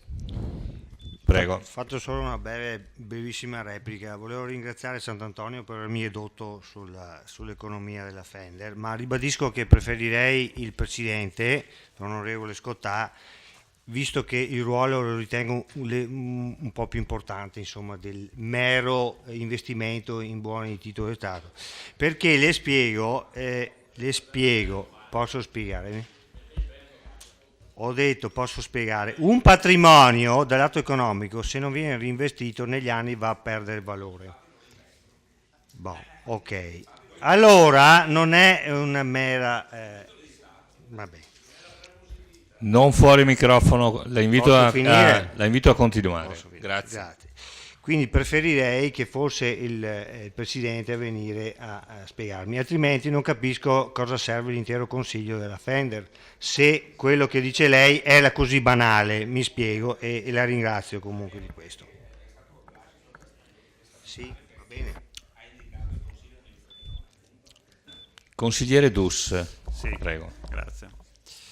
Innanzitutto mi fa piacere trovarvi tutti così attenti lettori dei quotidiani locali e soprattutto degli articoli che riportano le mie dichiarazioni. No, è un piacere. Vi ringrazio e vi stimo ancora di più per questo. Niente, la mia preoccupazione, credo che la preoccupazione dei cittadini di Vittorio Veneto è innanzitutto, come ha giustamente ricordato il consigliere Botteon, sapere che entrambi gli istituti stanno lavorando per il bene sia degli ospiti che in generale della città, perché questo è il loro scopo. Detto questo, un'altra delle preoccupazioni era che il lascito testamentario venga rispettato e che quindi la disponibilità patrimoniale rimanga a disposizione della città. Sono d'accordo con voi sulla questione legata al fatto che i due istituti debbano dialogare. Avete parlato di tutto e di più per 45 minuti e oltre, e probabilmente avremmo potuto risolvere la questione se aveste condiviso prima questa mozione, che in larga parte personalmente condivido. Grazie. Consigliere Posocco. Eccomi, grazie. Allora, Assessore Costa, lei lo dice lei che tempi e modi di trasformazione saranno determinati dalla normativa regionale in attesa di approvazione, quindi senz'altro bisogna aspettare un attimo a vedere cosa fa la Regione, quindi su questo ci torneremo più avanti quando capiremo dove andremo a finire. Giustamente lo sottolineate anche voi nella vostra delibera di giunta. Ecco. Tornando diciamo al tema là del discorso, a me preoccupano sinceramente, cari consiglieri, il discorso dell'ammontare delle risorse che il Cesana destina alle spese legali. Ho l'impressione che in questo ultimo anno e mezzo siano lievitate ulteriormente. Allora abbiamo, oltre alla somma di oltre 201.000 euro, 612 per la precisione, per l'assistenza e consulenza legale per il triennio 2017-2019, che è stata assegnata, come sapete, allo studio Field Fisher, quindi Treu, che noi conosciamo bene perché è la stessa persona a cui abbiamo assegnato con una delibera l'incarico per il bando Vittorio Veneto Città della Cultura, cui abbiamo dato 10.000 euro per sostenere il bando della Città della Cultura. Questi soldi, anche, come dire, 10.143 euro, cioè, mi risulta, il comune non ha incaricato, non c'è stato un incarico, no, beh, mi dispiace, vabbè, comunque la cerco, signor sindaco, ok, la cerco, comunque è senz'altro collaborato per il successo del, non ci torniamo sopra, comunque vorrei farvi osservare questa cosa. Allora, la delibera, c'è una delibera del CDA del Cesana del 20 dicembre 2016 che dà l'incarico a Phil Fisher per l'incarico di analisi e di revisione del bando e del regolamento del bando di gara per i servizi legali triennali. Quindi Cesana dà a Phil Fisher l'incarico di revisione del regolamento del bando di gara, che l'affidamento dello stesso bando di gara viene dato neanche un mese dopo a chi? A Phil Fisher. Quindi Phil Fisher fa la revisione e poi l'assegnatario del bando di gara è lo stesso chi che lo ha fatto. Curiosità, comunque, che coincidenza, succede. Allora, sì, lo fa bene. Esatto. Quindi 201.000 euro per assistenza e consulenza legale, certamente, però vanno aggiunti, a me risultano circa 350.000 euro di consulenze per revisioni legali. Quindi oltre ai 201.000 euro vengono assegnati a Ernst & Young circa 344.142, mi risulta, per la revisione legale. E cosa servono queste spese? Cioè, queste spese sono fatte bene, cioè sono fatte per fare la voce grossa e minacciare tutti?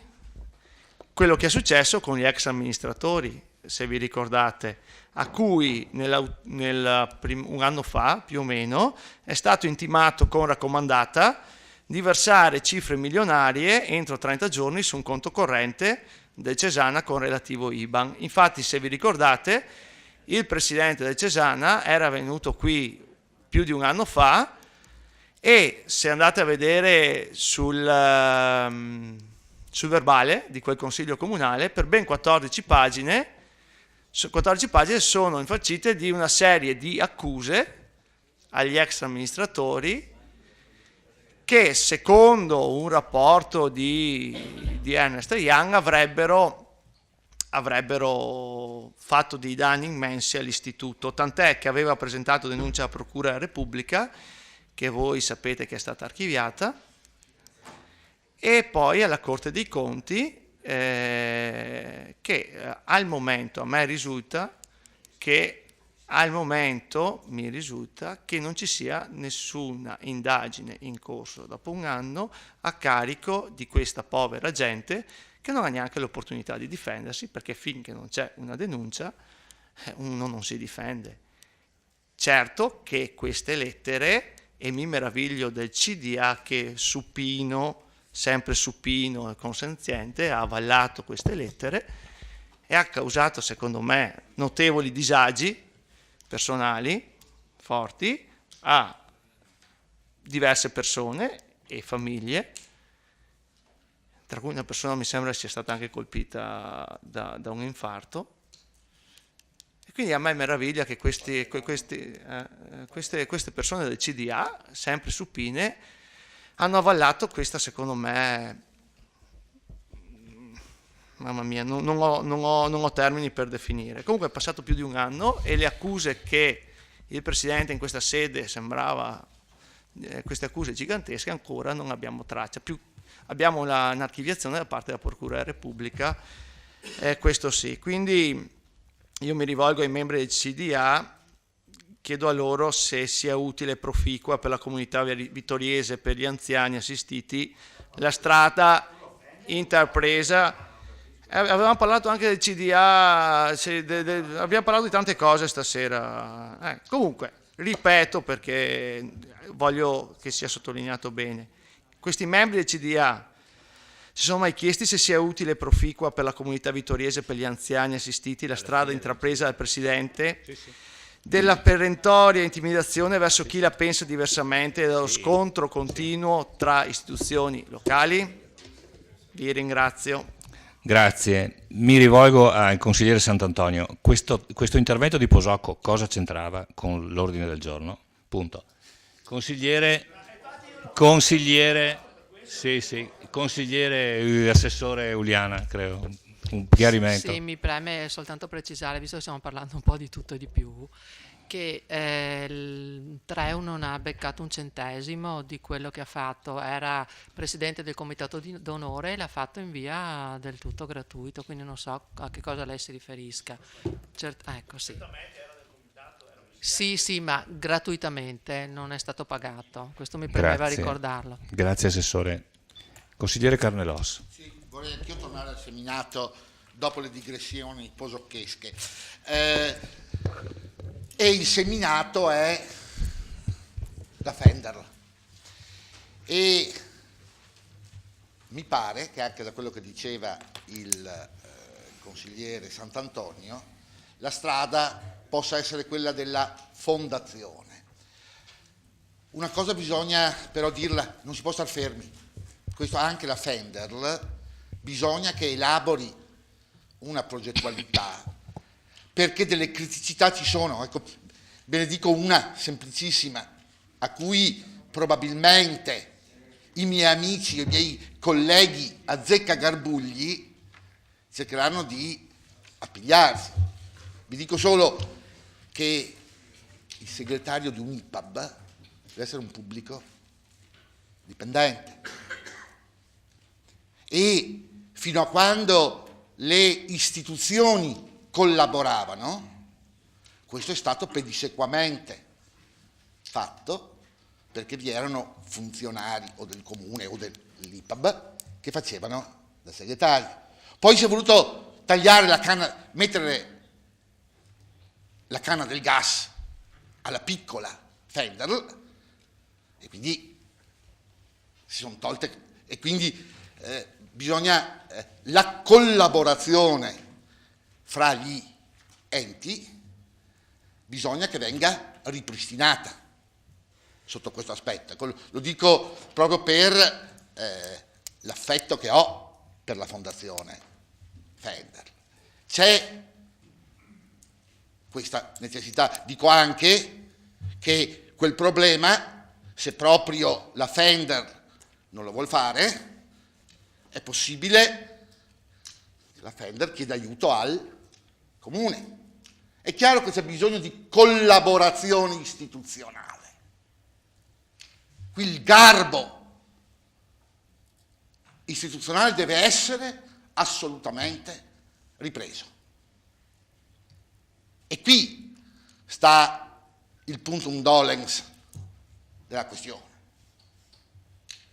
E fra l'altro, ecco, qui lo dico amichevolmente al mio amico Acosta, che arrampicarsi, trasformazione, fusione, è cosa delicatissima. Anche perché le dico, il problema è che quando c'è un terzo che può vantare qualcosa, provi a immaginare, dottor Costa, se il beneficiario fossi io e sono un terzo, lei pensa che non farei tutto e di più per fare in modo di mandare a monte quel matrimonio obbligato per legge? Perché sa, bisogna starci attenti sulle volontà testamentarie. Ripeto, io siccome sono molto prudente, non mi scapocolerei con certezza su una soluzione, anche perché sa, una sentenza può di fare nero bianco, di bianco nero, e lei mi è testimone e credo consenziente su questo fatto. Qui sì, c'è la necessità che il Comune si ponga a far pacere fra le due istituzioni e lo si ponga con il massimo del consenso. Perché se i miei colleghi dell'opposizione sono stati attenti agli interventi, anche da questa parte credo, con onestà intellettuale, che credo l'opposizione ci riconosca, abbia visto gli spiragli su cui lavorare per un documento unitario. Anche perché, mi riallaccio a quello che diceva il collega Saracino, è difficile dire adesso se fusione è trasformazione, lo potrebbe essere, quindi bisognerebbe essere da quel punto di vista più neutri possibili. Ma se è vero, e io do l'onestà intellettuale all'opposizione, che la volontà è trovare il massimo del consenso sui punti fermi che sono: 1, ristabilire il fair play istituzionale; 2, invitare le due istituzioni a collaborare. E il collaborare non vuol dire né fusione, né incorporazione, né trasformazione, né niente di tutto questo, vuol dire collaborare. No, mi dispiace su questo, come ha osservato il consigliere Saracino, in quella delibera, io non ho avuto la lettera, ma credo che l'abbia letta attentamente, non c'è il minimo accenno alla Fender, anche perché se vi fosse fatto un minimo accenno, spero di non essere smentito, ma ripeto, la delibera anche, dicevo, no, volevo contestare il collega Darè che dice che noi l'abbiamo detto, perché tenga presente, solo se ci fosse stato l'accenno, quelle perplessità che pur sono venute questa sera ci avrebbero fatto fare quei famosi emendamenti, li avremmo fatti anche su quel piano. E su questo credo che ci crediate su questo aspetto. Ma stavo dicendo, se la volontà è di avere, per adesso naturalmente, poi vedremo se ci sarà la legge, ma ecco, su questo va detto anche una cosa, che alla Fender va detto che non può star ferma, ma deve elaborare, credo stia facendolo, io immagino, voglio dire, la trasformazione in fondazione, fra l'altro senza saperlo, poi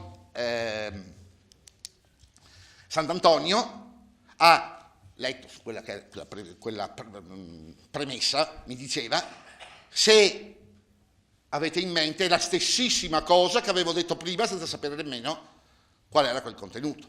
Perché è chiaro che bisogna strutturarla, bisogna andare dal funzionario regionale e dire se noi adesso ci fermiamo oppure ci prepariamo a, non bisogna aspettare che arrivi la legge. Questo voglio dirlo con chiarezza.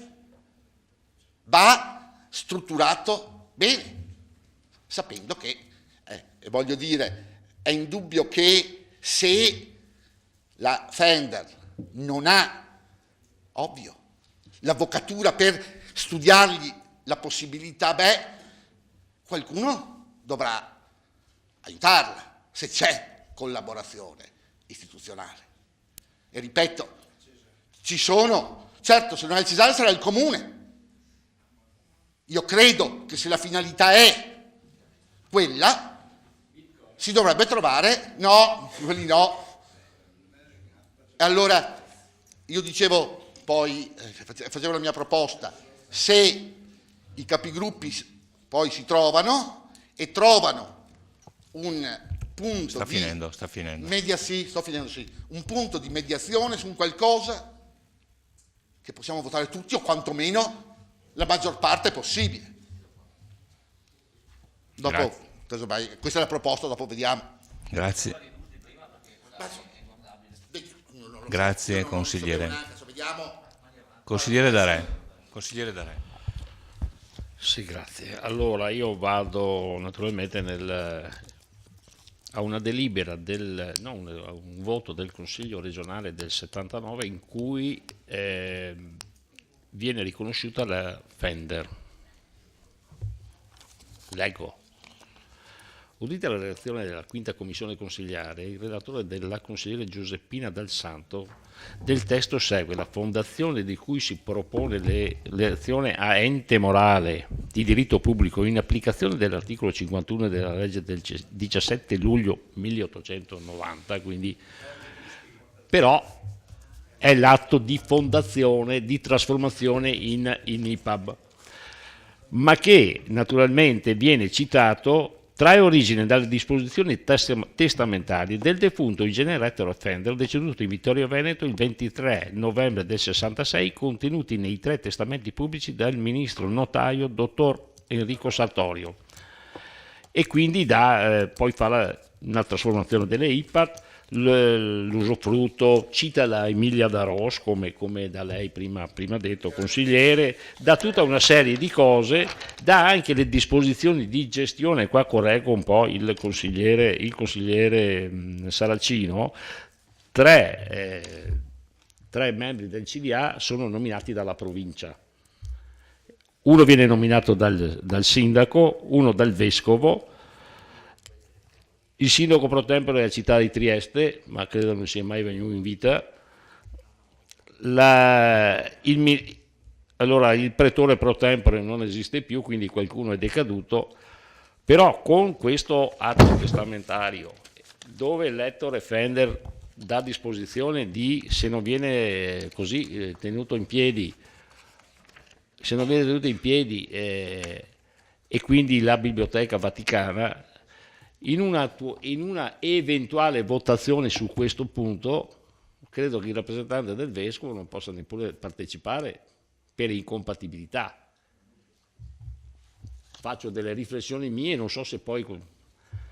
Ma la cosa che mi preoccupa di più è che, avendo un progetto, il Cesana, avendo un progetto mi pare estremamente aggressivo, non vorrei che il patrimonio Papadopoli, Mocenigo, Luzzatti, Fender, tra l'altro la Fender ha 1.200.000 euro mi pare in cassa, non vorrei che questo andasse a garanzia magari per investimenti e quindi in valori ipotecari per fare quelle cose che questo grande presidente del Cesana sta facendo, perché in realtà il Cesana ha un compito: dare servizio alla persona magari costando meno. Adesso si sta facendo servizio alla persona costando di più.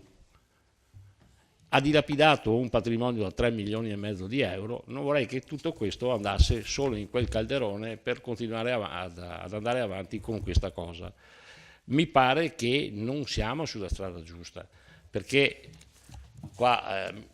sono in pensione, quindi mi metto via tutte le cartine, tutte le delibere a Fender, anche le spese legali sono tante e ingiustificate, perché alcuni pareri legali si li poteva chiedere naturalmente, certamente il Cesana li poteva chiedere alla Regione senza interpretare il massimo dei massimi degli studi legali.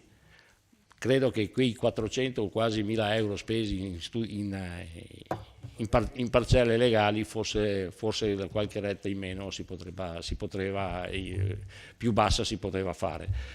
Questa è la mia preoccupazione di questa fusione, anche perché, ripeto, se dovesse andare male vuol dire che anche il costruendo pala quel che volete andrebbe alla Biblioteca Vaticana. Grazie. Consigliere Botteon. Grazie Presidente.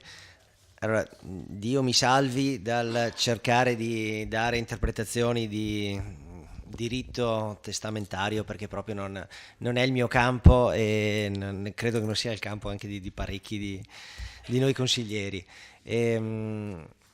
Io innanzitutto una cosa, ho sentito dal consigliere D'Arè dilapidare un patrimonio di 3 milioni di euro.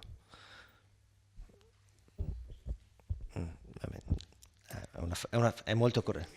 è molto coraggiosa come affermazione, che non mi risulta assolutamente. Comunque, a parte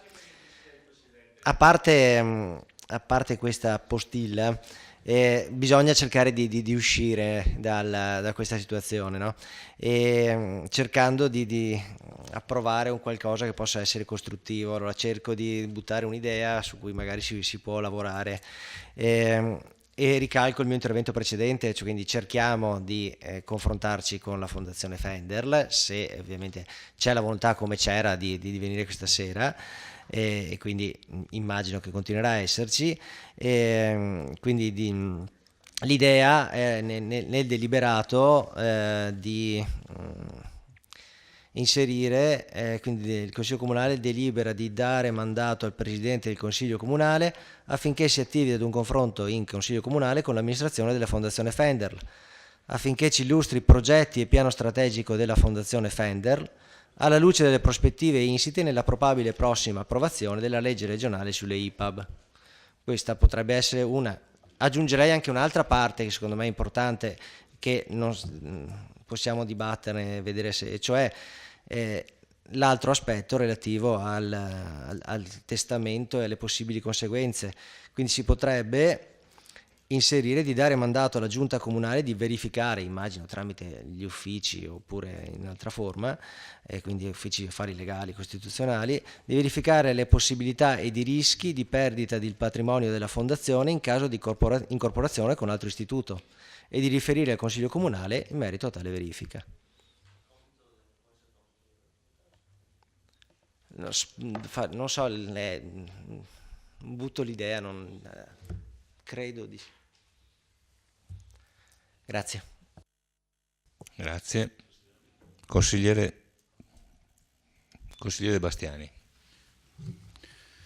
Sì, buonasera. Abbiamo parlato a lungo e anche un po' divagato a lungo, del resto comunque il tema ci conduce a fare considerazioni ampie, perché l'argomento è importante e penso sta a cuore a tutto il Consiglio Comunale e alla città intera. Però adesso, a mio avviso, dobbiamo concentrarci sulla delibera, su quello che voteremo questa sera.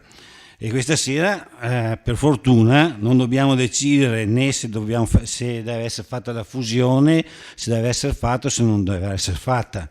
Dobbiamo semplicemente votare una mozione che nella parte di premesse, prese d'atto, considerazioni eccetera, può essere opinabile, può essere contestabile, può essere vista da un punto di vista o da un altro, però noi andremo a votare una deliberazione e devo dire che la deliberazione vera e propria mi sembra tutto sommato di buon senso e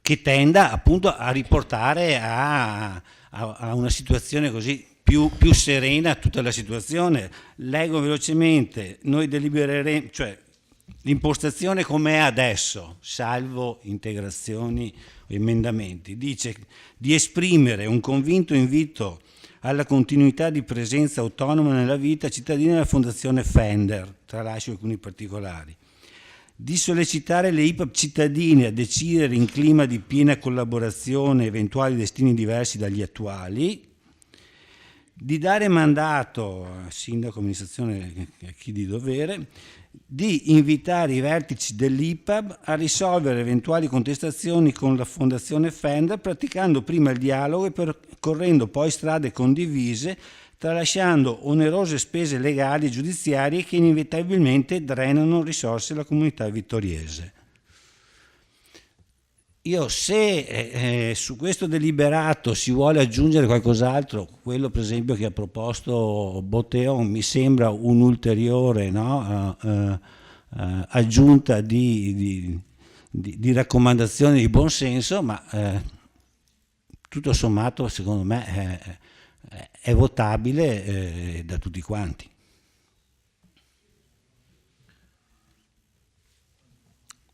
Grazie. Consigliere. Consigliere Darè. Io volevo fare un'integrazione come quando nel mio primo intervento, che all'operazione di incorporazione per fusione della Fender nel Cesana potrebbe creare dei problemi di natura legale, stante a una precisa disposizione dell'ingegnere Ettore Fender contenuta nel suo testamento pubblico, che stabilisce: qualora per qualsiasi malocolato evento la fondazione non potesse essere costituita, venisse soppressa o trasformata, il relativo patrimonio sarà interamente devoluto alla Santa Sede a favore della Biblioteca Vaticana. Cioè, come monito, cioè un'integrazione al mio intervento, al mio primo intervento. Poi lo votate o non lo votate. Questo da verbalizzare e aggiungere all'intervento iniziale. Vabbè, lo firma e lo mettiamo agli atti, tanto risulta, anche perché l'ha letto. Come integrazione all'intervento. Sì, quindi. Sì. E a verbale del Consiglio è stato letto, è stato registrato e quindi. Ok. No, integrazione all'intervento precedente. Bon, allora, a questo punto sono finiti. Consigliere Botteon, immagino che voglia mettere in bella coppia. Quello che ho letto precedentemente lo porto come emendamento, chiedo scusa nella forma che ho buttato giù adesso, quindi mi perdoni, quindi lo rileggo. Quindi aggiungere al termine della delibera 2 ulteriori voci, quindi delibera di dare mandato al Presidente del Consiglio Comunale affinché si attivi per un confronto in Consiglio Comunale con l'amministrazione della Fondazione Fender, affinché illustri al Consiglio Comunale, meglio, progetti e piano strategico della Fondazione alla luce delle prospettive insite nella probabile prossima approvazione della legge regionale sulle IPAB. Okay. La seconda, di dare mandato alla Giunta Comunale di verificare le possibilità ed i rischi di perdita del patrimonio della Fondazione in caso di incorporazione con altro istituto e di riferire al Consiglio Comunale in merito a tale verifica.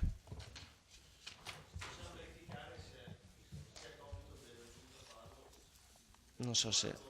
Sì, compito della Giunta.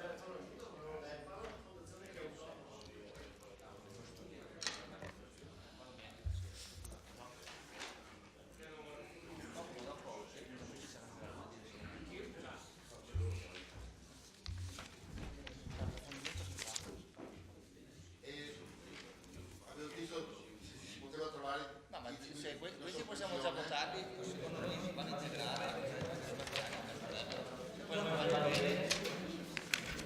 Allora, in questi casi la cosa più semplice è sospendere per 10 minuti e vedere che gli attori si parlino per trovare una soluzione più possibile condivisa. Quindi sospendiamo il Consiglio per 10 minuti. Grazie. Allora, a questo punto io leggo il deliberato, cioè vi spiego l'emendamento, che è l'accordo raggiunto, però leggerei il deliberato modificato perché si capisce meglio, perché altrimenti... Esatto, quello che dobbiamo votare. Quindi c'è una modifica del deliberato della mozione, della proposta di ordine del giorno, e poi ci sono in aggiunta i 2 punti dell'emendamento Botteon, d'accordo? Quindi leggo nell'ordine non cronologico, perché prima verrebbe Botteon, ma sequenziale. Ok. Allora, nel deliberato, quindi considerato, visto, eccetera, eccetera, il Consiglio Comunale delibera, qui potete seguire il vostro testo, di esprimere, pur nel rispetto della totale autonomia decisionale delle IPAB cittadine, un convinto invito alla continuità di presenza nella vita cittadina della Fondazione Fender in base e nel rispetto della normativa regionale e statale vigente nella suddetta materia, nella soggetta materia. Chiedo scusa, è scritto effettivamente così. Punto 2. Di sollecitare le IPAB cittadine a decidere in clima di piena collaborazione eventuali destini diversi dagli attuali che esse dovessero ritenere necessari per adempiere alle loro missioni e ai loro compiti, invariato. Questo punto. Terzo punto, di dare mandato all'amministrazione comunale, in particolare al sindaco, autore delle nomine dell'attuale Consiglio di amministrazione del Cesana, di invitare i vertici delle due istituzioni a risolvere eventuali controversie praticando il dialogo e percorrendo e perseguendo soluzioni condivise, virgola, tralasciando onerose spese legali e giudiziarie che inevitabilmente drenano risorse della comunità vittoriese. A questi seguono i 2 punti emendamento Botteon, di dare mandato al Presidente del Consiglio Comunale affinché si attivi per un confronto in Consiglio Comunale con l'amministrazione della Fondazione Fender, affinché illustri, magari affinché Botteon, poi magari uno dei 2 affinché mettiamo un'altra congiunzione, al fine, esatto, in modo, allora affinché si attivi per un confronto in Consiglio Comunale con l'amministrazione, in modo da illustrare i progetti e da illustrare progetti e piano strategico della Fondazione Fender alla luce delle prospettive insite nella probabile prossima approvazione della legge regionale sulle IPAB. Questo era il punto 4. Punto 5. Di dare mandato alla Giunta Comunale di verificare le possibilità ed i rischi di perdita del patrimonio della Fondazione in caso di incorporazione o fusione con altro istituto e di riferire in Consiglio Comunale in merito a tale verifica. Punto. Se non si capisce il perché deve verificare la Giunta, a un certo punto bisogna mettere alla luce delle disposizioni testamentarie della Feder, però non si capisce i rischi dalle cose. No, chiedo Botteon. È scontato? O si può mettere dopo qua. Per i rischi emersi nel dibattito consigliare.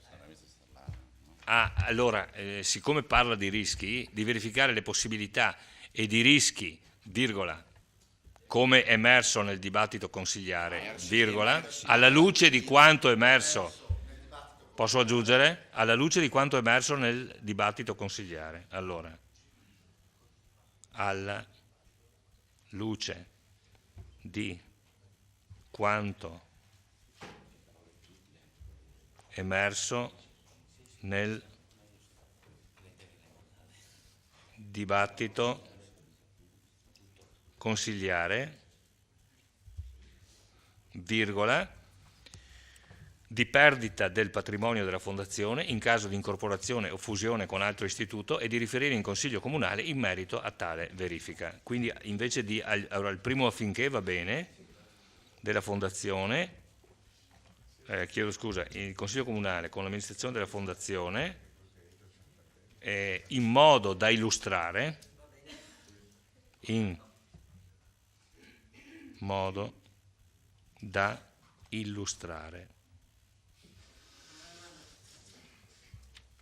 Ecco, allora io metterei in votazione prima tutto insieme, facciamo un emendamento unico, anche se uno è firmato da Botteon e l'altro no. Io condivido quello di Botteon, Botteon condivide il mio. Facciamo, no, ma se siamo d'accordo, emendamento unico.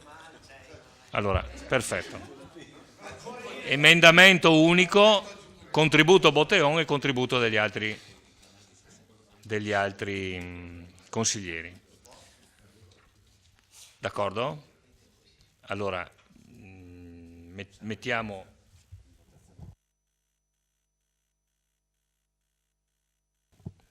Allora, metto in votazione a questo punto gli emendamenti come illustrati poco fa. Favorevoli? Dopo.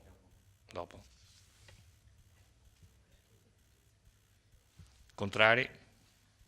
Astenuti? 16 voti a favore.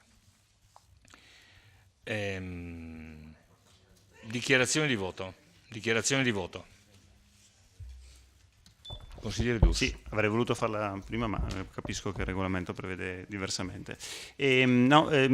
Solo una semplice battuta, dato che prima non so perché con toni accesi e di veemenza contro di me, perché propongo sempre degli emendamenti ad integrazione delle proposte che alle volte la minoranza fa, semplicemente perché ritengo che che la politica, come mi insegna Graziano, sia l'arte della mediazione, e questa sera abbiamo visto che con il contributo di tutti siamo riusciti ad emendare e a proporre una delibera che ha trovato il voto unanime.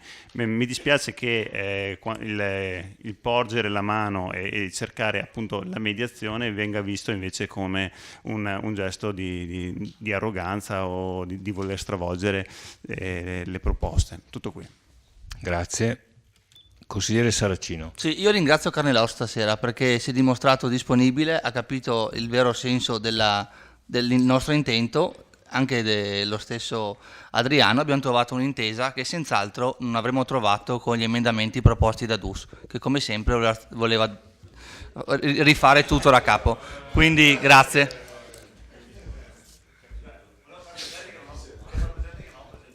In preconsiglio sì. No, in preconsiglio li ha presentati. In preconsiglio sì, l'ha fatto. Consigliere Darè.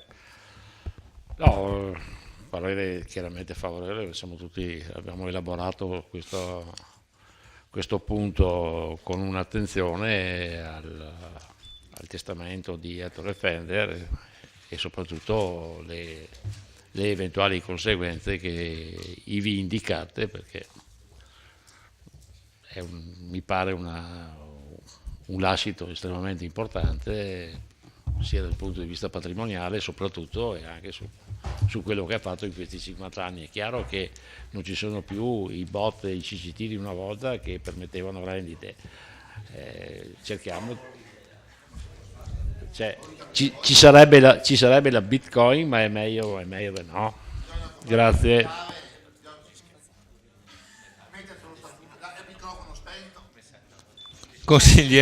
Consigliere Sant'Antonio, prego.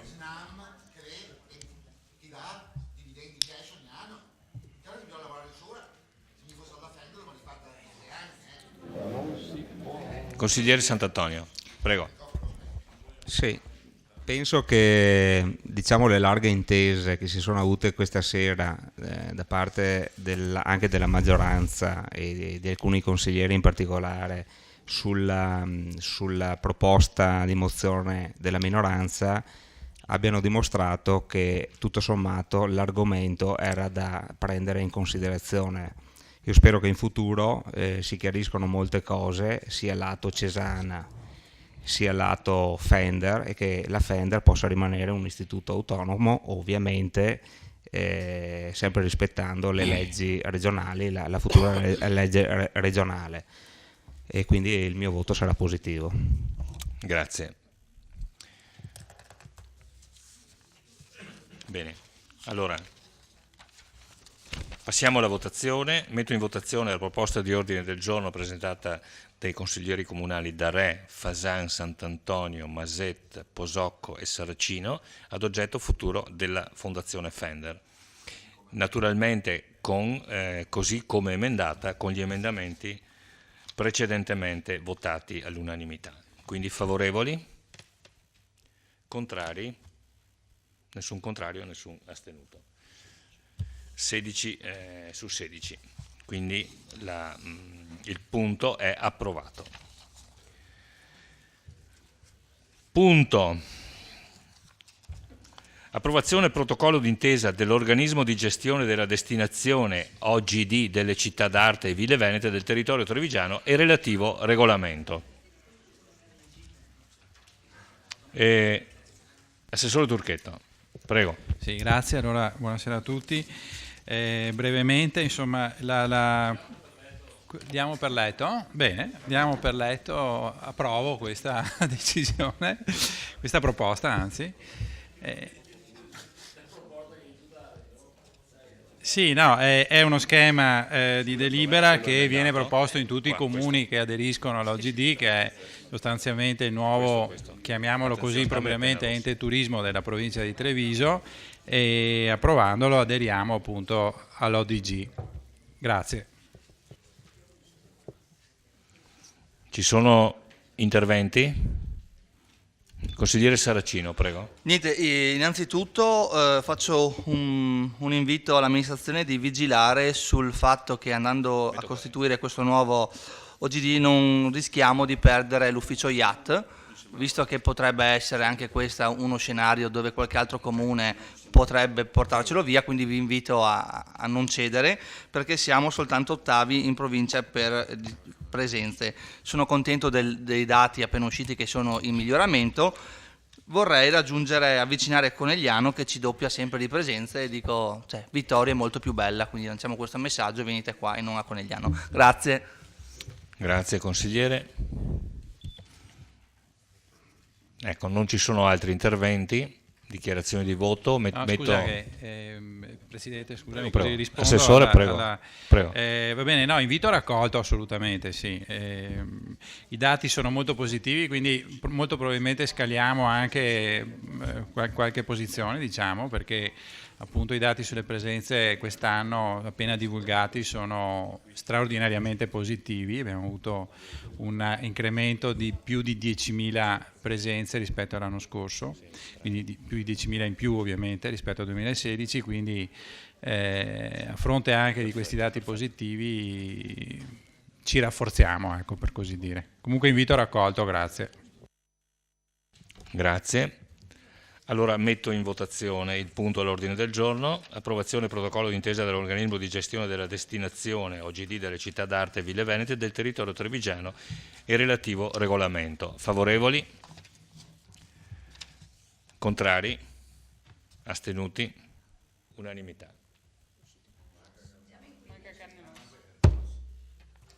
15?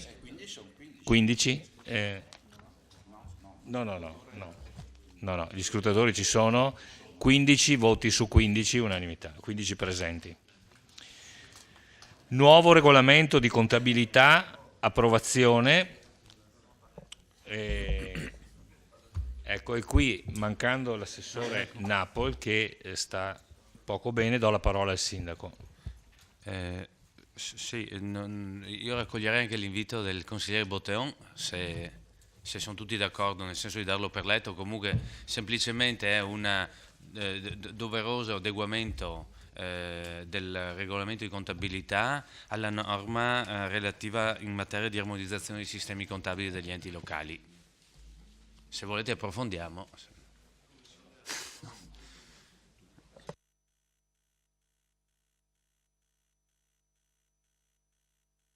Infatti, consigliere Botteon. Faccio un brevissimo intervento perché è stato oggetto di dibattito in Consiglio Comunale anche abbastanza lungo, perché è un regolamento, il nuovo regolamento di contabilità, che è piuttosto corposo. Diciamo che principalmente sono modifiche dovute all'adeguamento, all'armonizzazione e alle molte variazioni normative che ci sono state recentemente in materia. Diciamo che quello che riguarda i consiglieri maggiormente, forse la cosa principale, è una modifica nei tempi di alcuni documenti, tipo il DUP. Adesso il DUP ha sempre 20 giorni prima deve essere depositato 20 giorni prima, correggetemi se sbaglio. Quando parte il conteggio di questi 20 giorni viene inviato anche ai revisori. Dopo 10 giorni arriva il parere dei revisori, e quindi negli ultimi 10 giorni c'è sia il parere dei revisori sia il DUP. Questa è la variazione forse più interessante, per quanto quindi abbiamo un leggero accorciamento dei tempi per quanto riguarda la documentazione intera. Dopodiché vi è stato un dibattito articolato con diversi dubbi, ma sono stati puntualmente risposti da parte della dirigenza e dei responsabili del bilancio. Una cosa, quindi siamo ancora in esercizio provvisorio e quindi le variazioni del bilancio vengono, come da regolamento ma come veniva precedentemente, comunicate dalla Giunta al Consiglio Comunale. Basta.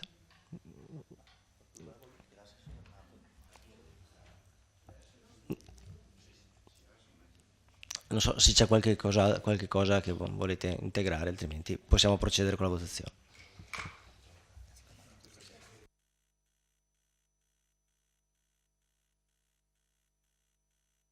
A questo punto metto ai voti. Un attimo solo.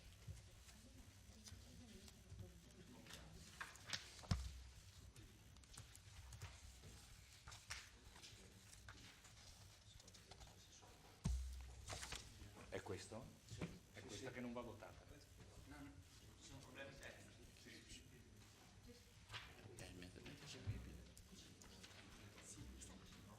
Non va, ma questo, ma l'altro sì? No, perché ci ha sbagliato. Allora, Questo non va. esatto, non va votato. Ma è l'altro? No. Lo so, e dopo lo riapriamo. Allora, metto in votazione la delibera, nuovo regolamento di contabilità, approvazione. Favorevoli? Adesso glielo spiego.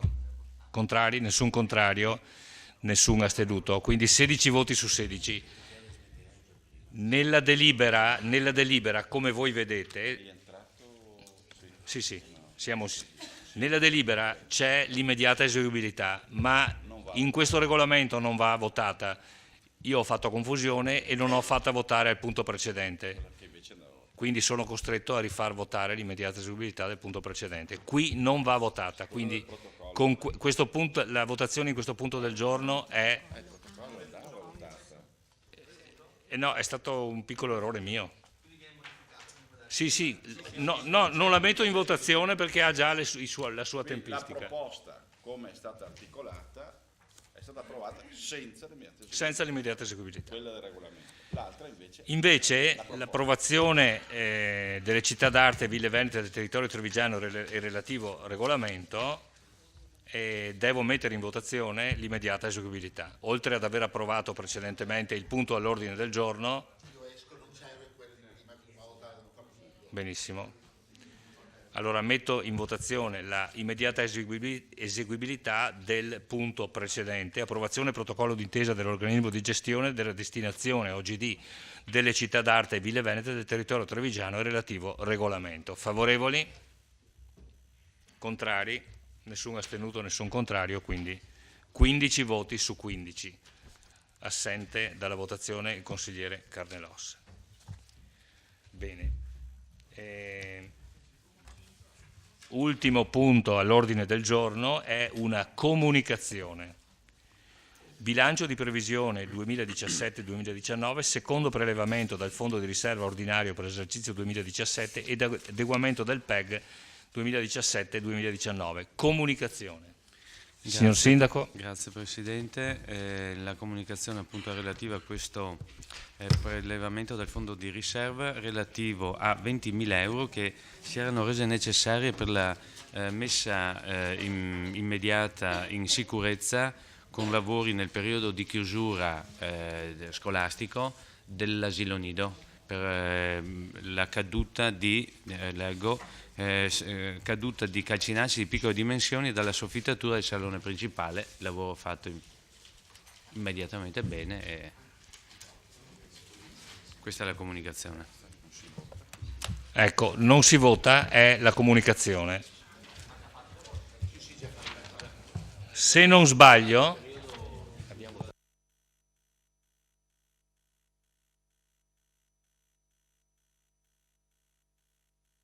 ecco, saluto i consiglieri, do però... Devi dire qualcosa? Volevo fare una considerazione che abbiamo votato questa sera tutti i punti all'unanimità. Facciamoci un applauso, autoapplaudiamoci. Consociativismo, bravo. Allora buonanotte a tutti e grazie. Grazie.